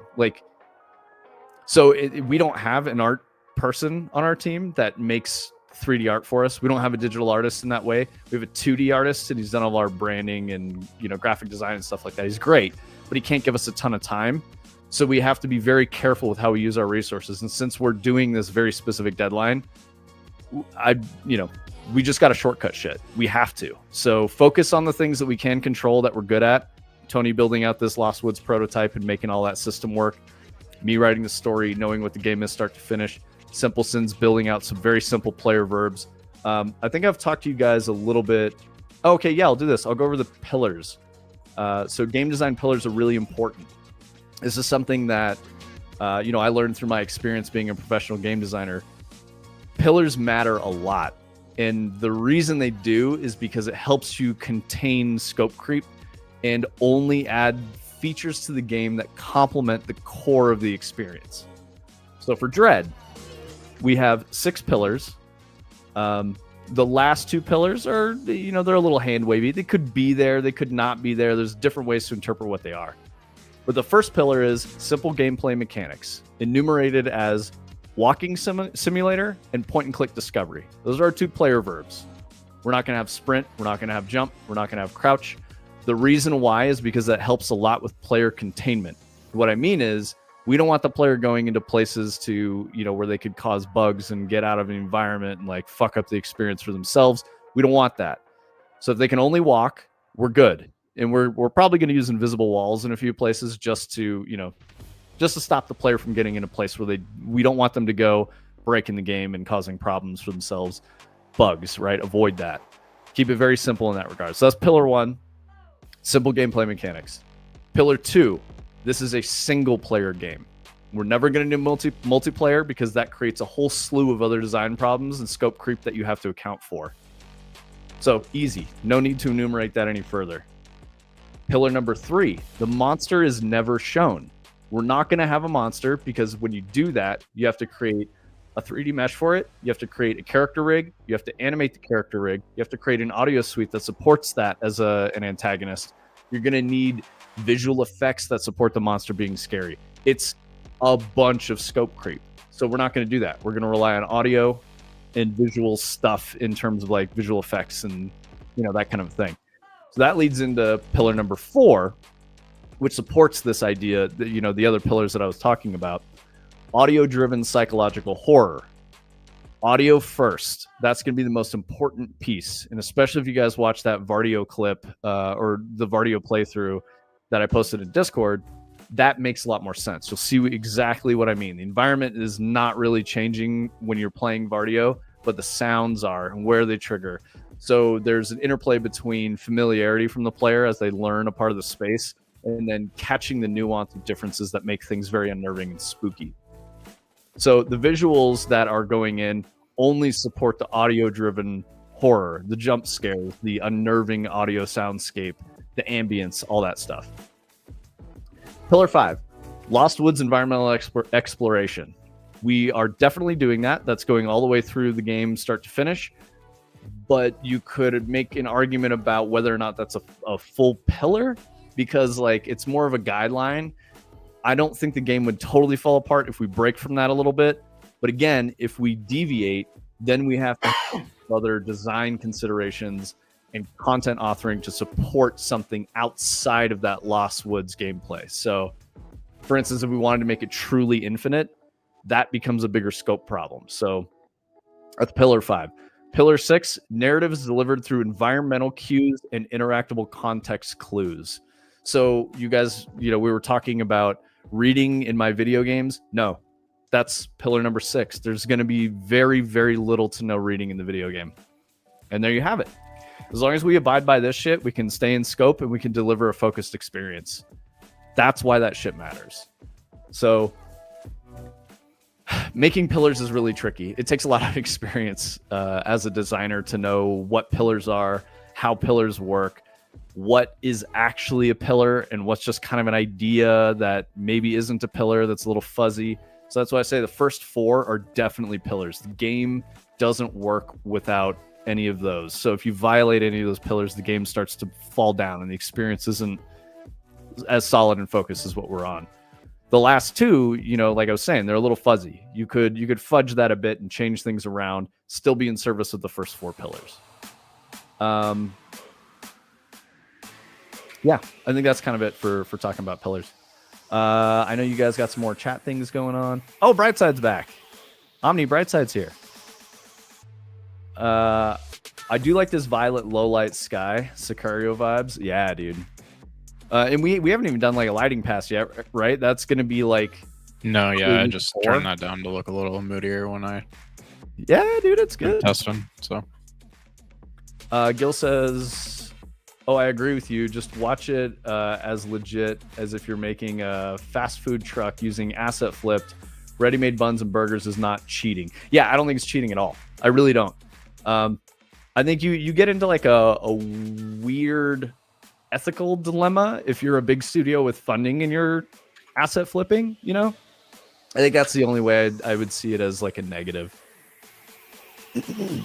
Mocap says, yeah, absolutely. Sound is the most important thing in horror. 100%. So having a robust system of design tools to trigger audio at the correct time is really important. So we've got a rudimentary, we haven't gotten to play with it yet, but an audio system manager already implemented. We have the ability to fire audio off of certain triggers, meaning like player actions and different moments in the game.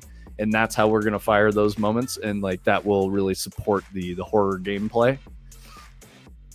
I was playing an interesting game that used sound to lead me as a player to the critical path. That's definitely one of the things we're going to do for sure. Absolutely. The Stevie Wonder experience. Absolutely, dude. Yeah, that's it. Gil says, love it. How do you tackle music sound effects? In my opinion, it really makes a difference in horror themed games. So Omni's helping us out with that. Omni has been an audio enthusiast for a long time. Brightside and his community have also helped with getting us some stuff that is like really good for inspiration and setting mood and tone and stuff like that too. So we're figuring that out. It'll be interesting, but we're figuring it out right now. Boom. Thank you for explaining the very structured plan for making this game. You're welcome. Thank you. I'm glad you're interested. What's up, Pineapple? How you doing, First King? He was not first today. It was Adder. Adder in with the first. Oh, when I took a break a minute ago, I just remembered again. I want to take a second to shout out my queen, Sparkle Loser. Just started a new job this week. On her second day, made a check-in to prod. That is implemented and they're good with. Third day, she worked a fucking 12-hour shift because she's really excited about the product she's working on. So, nah, she's amazing. She's a badass. Anime! Bro, chat, everyone was missing you. We were talking about you. I posted your Vardio playthrough again. So, yeah, if you guys want to know a little bit more about what Dread is sort of inspired by, go check out the Vardio playthrough in the Discord. Drop another link again. Anime, you excited to fucking get to Blappin tomorrow, dude? Go to war, brother? We'll die in the trenches together? It'll be amazing. I'm very excited. I'm looking forward to it, man. Haven't played any games with you for like, I don't know, a couple weeks because we were playing 2042 a bit.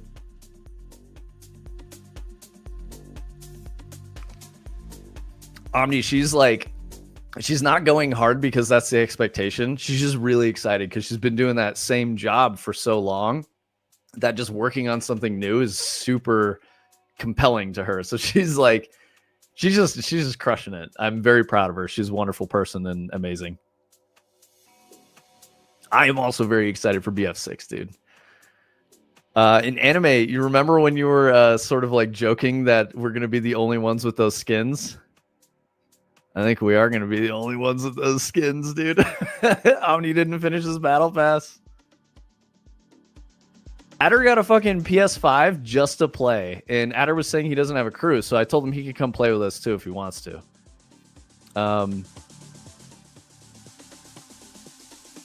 You're probably not getting it either. Wait, what are you not getting? You're not getting Battlefield 6? The skin, the battle pass. The skin. Yeah. War will save you, anime? Yeah, exactly.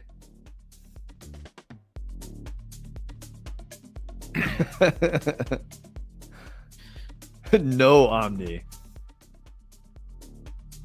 Yeah, dude. He didn't finish his shit. He's like kind of panicking right now. Hell yeah, brother. Finally Impulse bought a PS5. A PS6 Pro. Dude, homie's on that PS6. Yo, Bird Pineapple, thank you for the resub, man. I know that your bucks are very carefully spent. So I appreciate it, man. Thank you for contributing to the Fractal Grove Game Studio with your lemonade stand and lawn mowing income, man. Thank you. Dude, Brightside, it's so funny watching you play sessions. Oh, I don't think Omni asked you, Brightside, but he wants to know if you're doing the beat off tonight. He wants to beat off with the boys.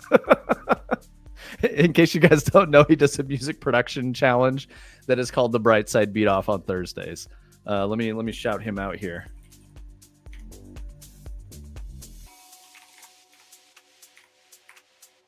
Brightside is a fantastic content creator, streamer. He's making his own games.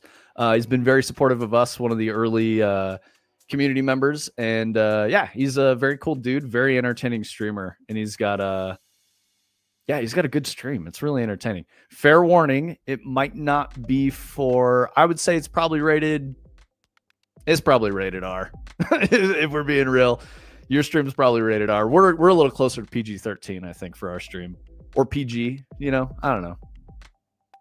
I've definitely said some shit that I did not mean to say on stream multiple times that could get me in trouble. But hey, that's how it goes. It's not intentional. I don't mean to hurt anyone's feelings or be contentious. I don't know if the pass is dead yet, bro. I literally have not. I played with you guys like 3 days after I finished my pass, so it's over.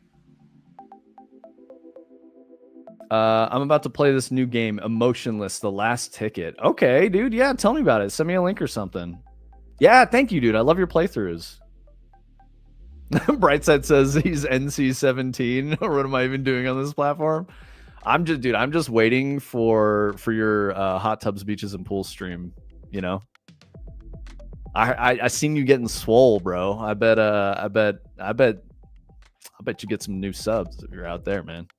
You should just put a a kiddie pool in your apartment and and hop in that bitch, dude. Splash around, piss off the missus.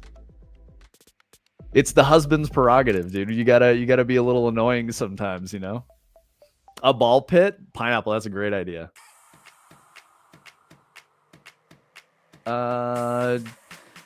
Tony Adder had a question for you. Are you referencing them via generated array? Okay, cool. You saw it? So I'm storing them in this array in a struct that has their instance index that I get when I spawn them, as well as the section index, so that then when I'm trying to clean them up, theoretically, I can loop that array of objects and then just kind of like check each one to see if its section index matches the one that I'm looking for, basically. And if that's true, then remove it. And like even the log says that it should be happening. Like that's where I'm running into issues, is like I have the logs going for debug here, and it says that it should be doing the thing that I think it should be doing, but then the mesh like almost always is not disappearing. So like right now I'm in 0, 1, I'm in section 2, index 2 or whatever. So if I go this way, you'll see index 0 pop in about there. So that's right. But then section 4 over there is supposed to go away, or section 3, I mean, is supposed to go away. And if we look at the logs, the last thing that'll say is removing instances in 3. So it says it's doing the thing that it should be doing, and that log should only fire if it gets past this check and goes to this remove instance node, because it's this print right here. So it's trying to do it. I guess we could just check like this if statement and see if it's failing, but presumably it's failing. I just don't know why. It's very weird. But I've based a lot of my assumptions around the fact that like if I store these indexes, that I should be able to add and remove these instances as I need to. Morale Purrs says you're not removing from the array you're looping over, are you? I'm removing. Yeah, I guess I am removing at the end of the loop iteration. So maybe that's causing some sort of problem with the for each. That's possible. Let's just try to like not do that for a second and see what happens.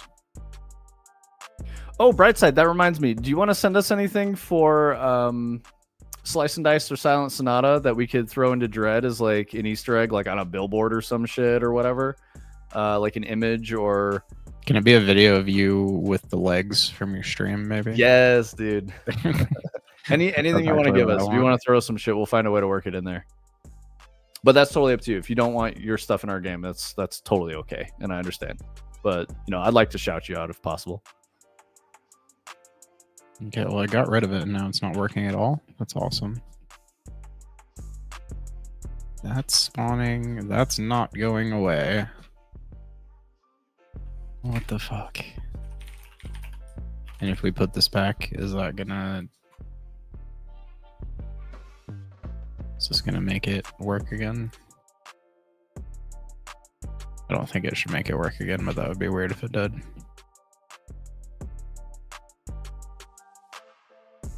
You guys are wonderful rubber No. duckies. Yeah. And now that doesn't work at all. That's so weird. Okay, but yeah, so we don't want to do that. What are the logs saying now? Should be spawning 0. Yep. That is what I would want it to say. Should be spawning 0, which means we're doing this. I didn't change anything in here.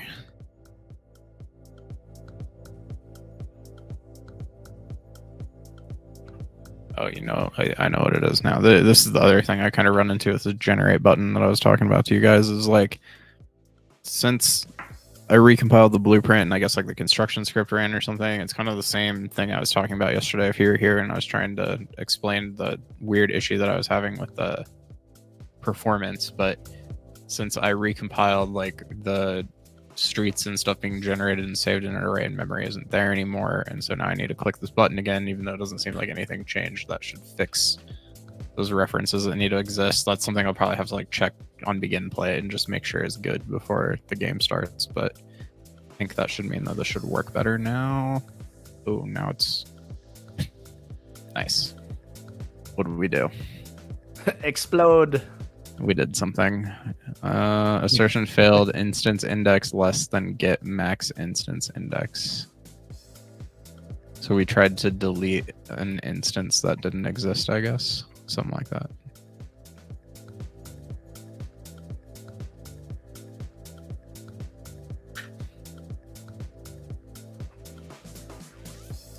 Anime, is that Misato? It says Joker. It looks like Misato colored like the Joker from Batman. Oh, it is. Amazing. I love that. Begin play can result in race conditions. Something to keep in mind. Yeah, definitely. It's more just, I don't know exactly how we're going to solve this specific one, but like if we do like the random seed, for example, like the generation has to happen before the game starts. So there will just be like, maybe it won't be begin play necessarily, but I'll have to figure some part of the execution chain out that just kind of like make sure that everything is set up right. And if not, fixes it, because there's a lot of like stuff that has to exist for everything to work right.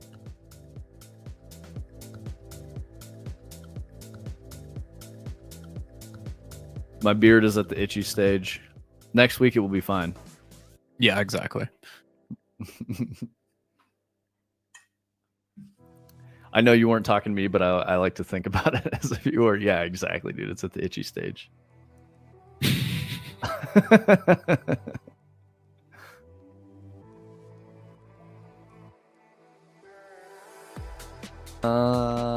Sweet. Okay.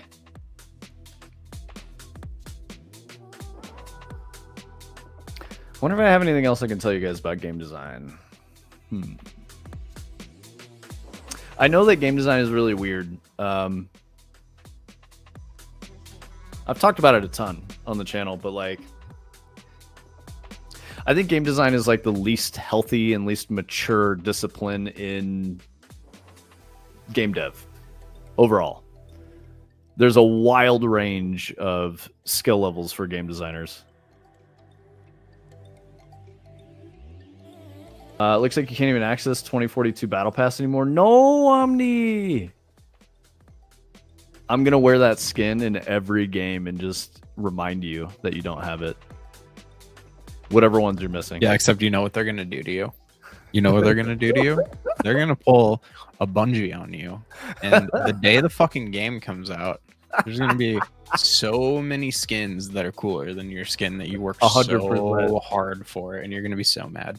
100%. I mean, I didn't work that hard for it. I had fun. I enjoyed playing 2042. I got my money's worth out of it. It was like 70 fucking hours to do that battle pass. It was a lot of time. I do like that you called it pulling a bungee. I love that. Like, How long has it been, dude? It's been like 8 years, and you're still mad about those stupid fucking It was probably like submissive skins. winter of 2018, maybe 2019. Yeah. Almost 10 fucking years of just salt. You're fully justified. That was a shitty move. BF4 Chinese engineer drip is eternal. Is that the one that we like really worked hard for, anime? That was like Battle Pass 40 or something like that. I don't even know what skins I got. I was like, I just want the skins. Let's get them. Gil says, you know when a studio is screwed so hard when people can use the name as a derogatory term? Yeah, unfortunately, bro. RIP. Rip Bungo. You know, there's a couple people in here that I've worked with, you know, at Bungie, either directly or indirectly as like a partner, and it's fucking sad to see where it went, man. Taken off to market or the abattoir, you know, parted up, sold. The good pieces, you know, sold to the butcher in the market. It's fucking over, man. Please don't crash again. Were you a Destiny player, Gil? Also, my Still didn't go away though. all my fingers are crossed for you, Tony. It didn't work. I mean, it didn't crash, but it didn't delete the thing either. So I don't know if removing the index is our problem here. Let's see. So we're gonna go back here. Oh yeah, the gas. Oh, mask, that's dude, not the right one. Nice. Oh, rip. Yeah. Okay. But did it say we were gonna remove the right one? What do we got here? Oh shit, Gil, you're into RTS? What are your thoughts on Bar and Forge Alliance Forever? Because I've been playing those. Well, I haven't played them in like a month, but I love Cave Dog inspired stuff, and I really like the gas powered games, like reimagining of that style of RTS. My favorite shit. Tony was playing some with me. I think he was enjoying FAF when it was working right, and the cinematics weren't stopping all over everything and making the whole fucking game lag. Remove instances on 3. Yeah. Okay. Yeah, wasn't Frost Giant just fucked up or whatever, and Frost Giant was gonna make a cool RTS or something. But yeah, RTS, like I'm talking about games that are like 17 years old, you know, games that I played when I was a wee lad. Total Annihilation was like 1998. That game is so fucking good. The only games that do seem to hold up are reimaginations of older games like Command and Conquer inspired ones. Yeah, totally. Yeah, Command and Conquer is great. Playing all the FAF with you has definitely made me feel like I need to get Tiberian Sun out like, and just live it again for a little bit. I got a Tiberian Sun, man. I need those tanks. I believe Red Alert and Tiberian Sun are Creative Commons now, so you can just like download them and play them. That's fucking sweet. Yeah. Original Dune 2 in high school. I mean, yeah, the games I'm talking about are doing two chicks at the same time. Exactly, dude. Dune 2. When did this shit come out? Oh, this is old as fuck. 1992. Hell yeah. Yo, what's up, old man gang? Let's go, Gil. I'm also old man. You're a little older than me, but yeah, I love it. I think I was in 92. I would have been in elementary school, so 4th grade, 5th grade, something like that. Almost in junior high.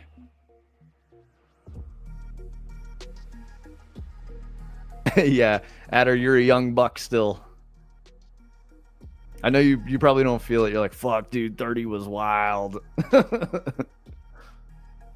I honestly, like, the 30s were pretty good, man. But, like, towards the end of them was when I started to, like, feel the fucking pain. I was like, man, I feel old now. I'm feeling the consequences of my actions, you know what I mean? But it was, like, 36 when it started to hit. And then started getting really gnarly back problems. And that's why I started rock climbing. And, yeah, it's fixed a bunch of it. 93 just hit 32. Nice, dude. Hell yeah. 32 is great. 32 is a good year. I feel like if I could pick, you know, people go like, oh, I'd be 22 forever. Nah, fuck that. I was a dumbass when I was 22. I would rather be 32. 32 was fantastic. You know, I could still party and hang out with the boys like it was like I was 22, but I was smart enough to not make really stupid choices. Actually, shit, I might have like gone to jail when I was 32. No, that was in my 20s. I was at a metal show and Dune Command and Conquer footage came up on the monitors. The girl next to me asked if those were real games. Oh, mocap, dude, that feels so bad. 32 much more satisfying age number than 31 for whatever reason. Yeah, 31, it's like you're still kind of sad that you're out of your 20s, but 32, you've like embraced it and you're like, nah, fuck it, we ball. I just know how good games did not need any good graphics. Yeah, dude. Old games didn't have the visual pop, so you couldn't make a game that was pure visuals back then. It had to be a good game first. The golden fucking age, man. The golden age. Late 90s, early 2000s, I think, was when video games hit like a really solid fucking peak. That was when we got Halo CE. We got Half-Life. Oh, man. World of Warcraft. I mean, World of Warcraft was definitely a ripoff of VQ, but that's neither here nor there. I think WoW ended up doing it better for at least a little bit up until Wrath of the Lich King. Wrath of the Lich King was fantastic. Cataclysm was when they started ruining it and fucking destroying the game. Pull up Commander Keen. Oh, yeah, dude. Commander Keen was dope. You can't really compare to Celeste? Yeah. Hey, Queen Anne. Lovely. I hope you're doing well. I hope you're having a good time. I haven't finished your podcast. I'm sorry. I've been really busy on Dread, but I definitely want to give it some more space and check all that shit out. I really, really liked that first episode. It was awesome. Did Stevie ever get back to you on it? I'm hoping she gave you some feedback. But yeah, I liked it. I was glazing you yesterday, I think. I was saying, like, Queen Anne is inspiring because I know that you're something of a newer game dev, and it's really fucking cool just talking to you about how your brain works for design. It gives me hope for this industry. We need more designers like you know what I mean? So it's awesome. Keep going. I think that's 2 days in a row that I've crashed on rail right at the hour when we're supposed to stop. It happened yesterday too. That's how it goes, brother.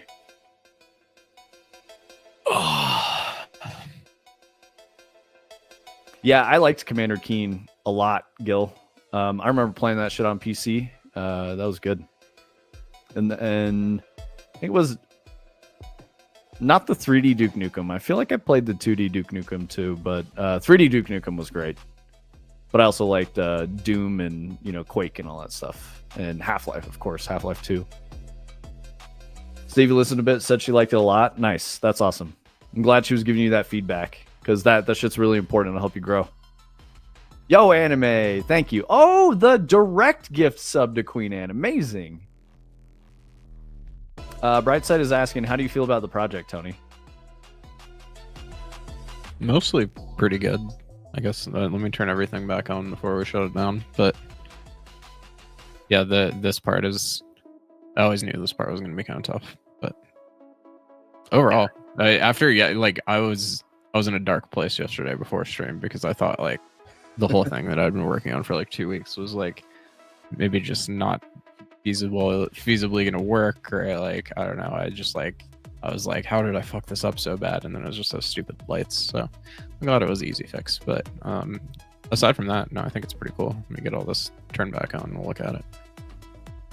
Brightside, Tony's like, I don't know how to explain it. Tony is really good at solving just the craziest fucking shit. And like this concept that I was coming up with for the Lost Woods, I was like, bro, like we can scope this way down and just make it pure linear and like not have anything interesting. He's like, fuck that. I want to make this cooler thing.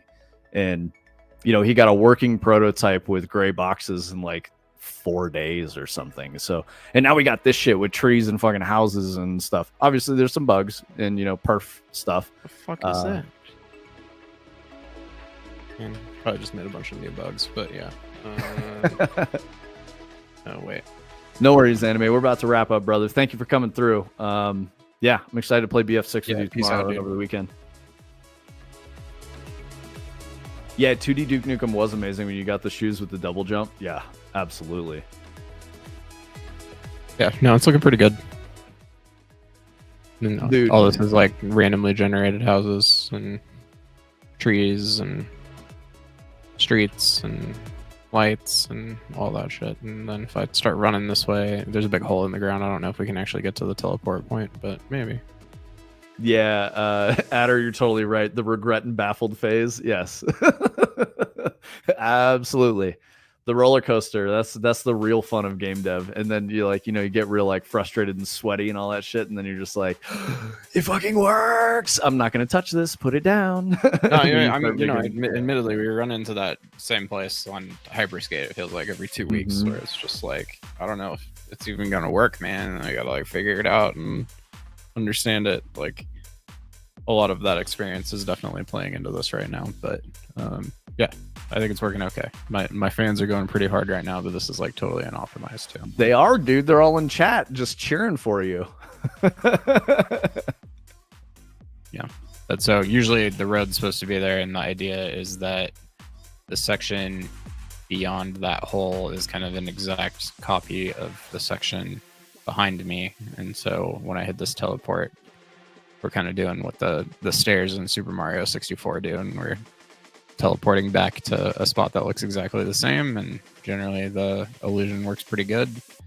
And then that should technically happen at the end of any of these streets. This one doesn't have the illusion active right now because that's kind of what I'm working on, is as I move around, things should appear or disappear as needed. But this one I think should technically work. I haven't tested this in a while, but oh no, we just walked right off the edge. Look at that. Nice. Hell yeah, slip into the void. But yeah, that's definitely the idea. And then I can definitely go in here, and if we hit, I don't usually do this with all the like houses on and stuff, but if I change these sections, the idea here is what should happen when the player moves around through the neighborhood. Man, that load is pretty brutal, but it's like now that this is the actual section they'd be walking on, and they kind of see the illusions in the distance both directions, so that it looks like it goes on forever. But if they were to walk down these, then that's where they get teleported back to the beginning again. And we can kind of walk through there, but it's deleting everything and then regenerating everything every time I click that button. That's why it's taken a while.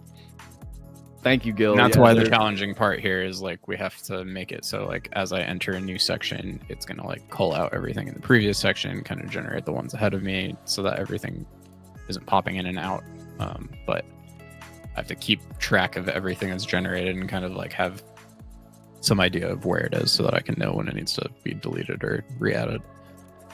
Adder, that shit is so real. Pretend you're an esports StarCraft player with 4,000 APM fixing bugs. Yeah, you're cranked full of Red Bull, and then like by hour 14, you need like a couple beers to like offset the fucking heart rate and like bring it down a little bit, but keep the energy up. Yeah, dude, I've fucking been there so many times, man. Oh yeah, dude, just throw on some house music and get after it. It's what I like to do. That is what you do, Boom. I've seen you play StarCraft. You're a wild kitty cat with the zoomies just zipping around shaking that Beppis. The I'm 1000% getting fired tomorrow to damn I'm good. Yep. Yeah, there's a reason why Tony's my business partner. I have a lot of faith in Tony. He's got special powers, guys. Like, for real. Dude's never made a video game before, and look at the shit that he can fucking make. It's crazy. Like, it's very impressive. Genuine question. How far do you go with an idea before it feels good and not scrap it?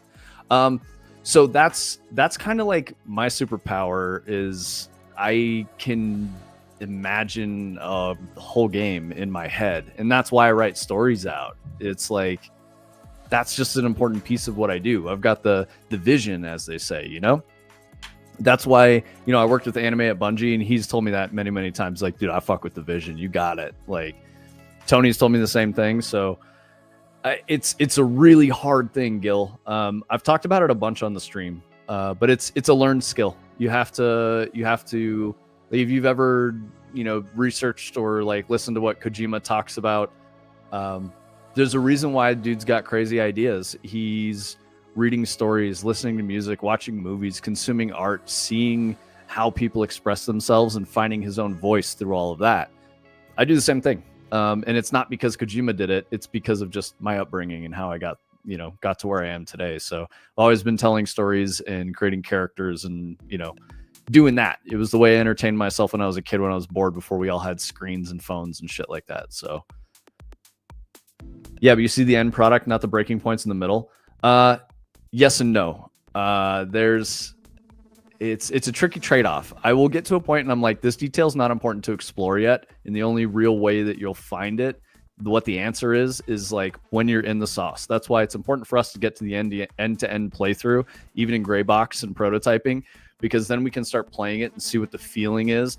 And then we can add in some cool moments, which, you know, I've elucidated a bit through the writing of the story. But we can test some of those ideas out and really see how they feel, how they play, and then we'll really start to know. So play testing is an important piece. That's how you fill in those middle bits. Bright side with the big sheesh. I like all the zoomies. Yeah, shaking the Beppis. Literally gets injured from gaming hard. I think we're about to wrap up here. Tony, how you feeling?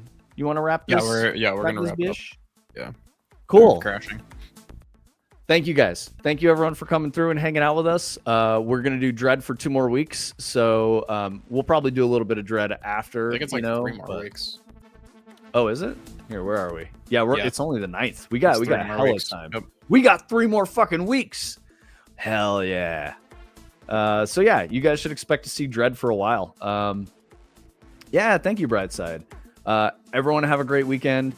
We're definitely gonna be playing some Battlefield 6 this weekend. If you want to come through and, you know, say something in the old Fractal Grove Discord, you know, we can get some groups together. Y'all can play with each other. You can play with us.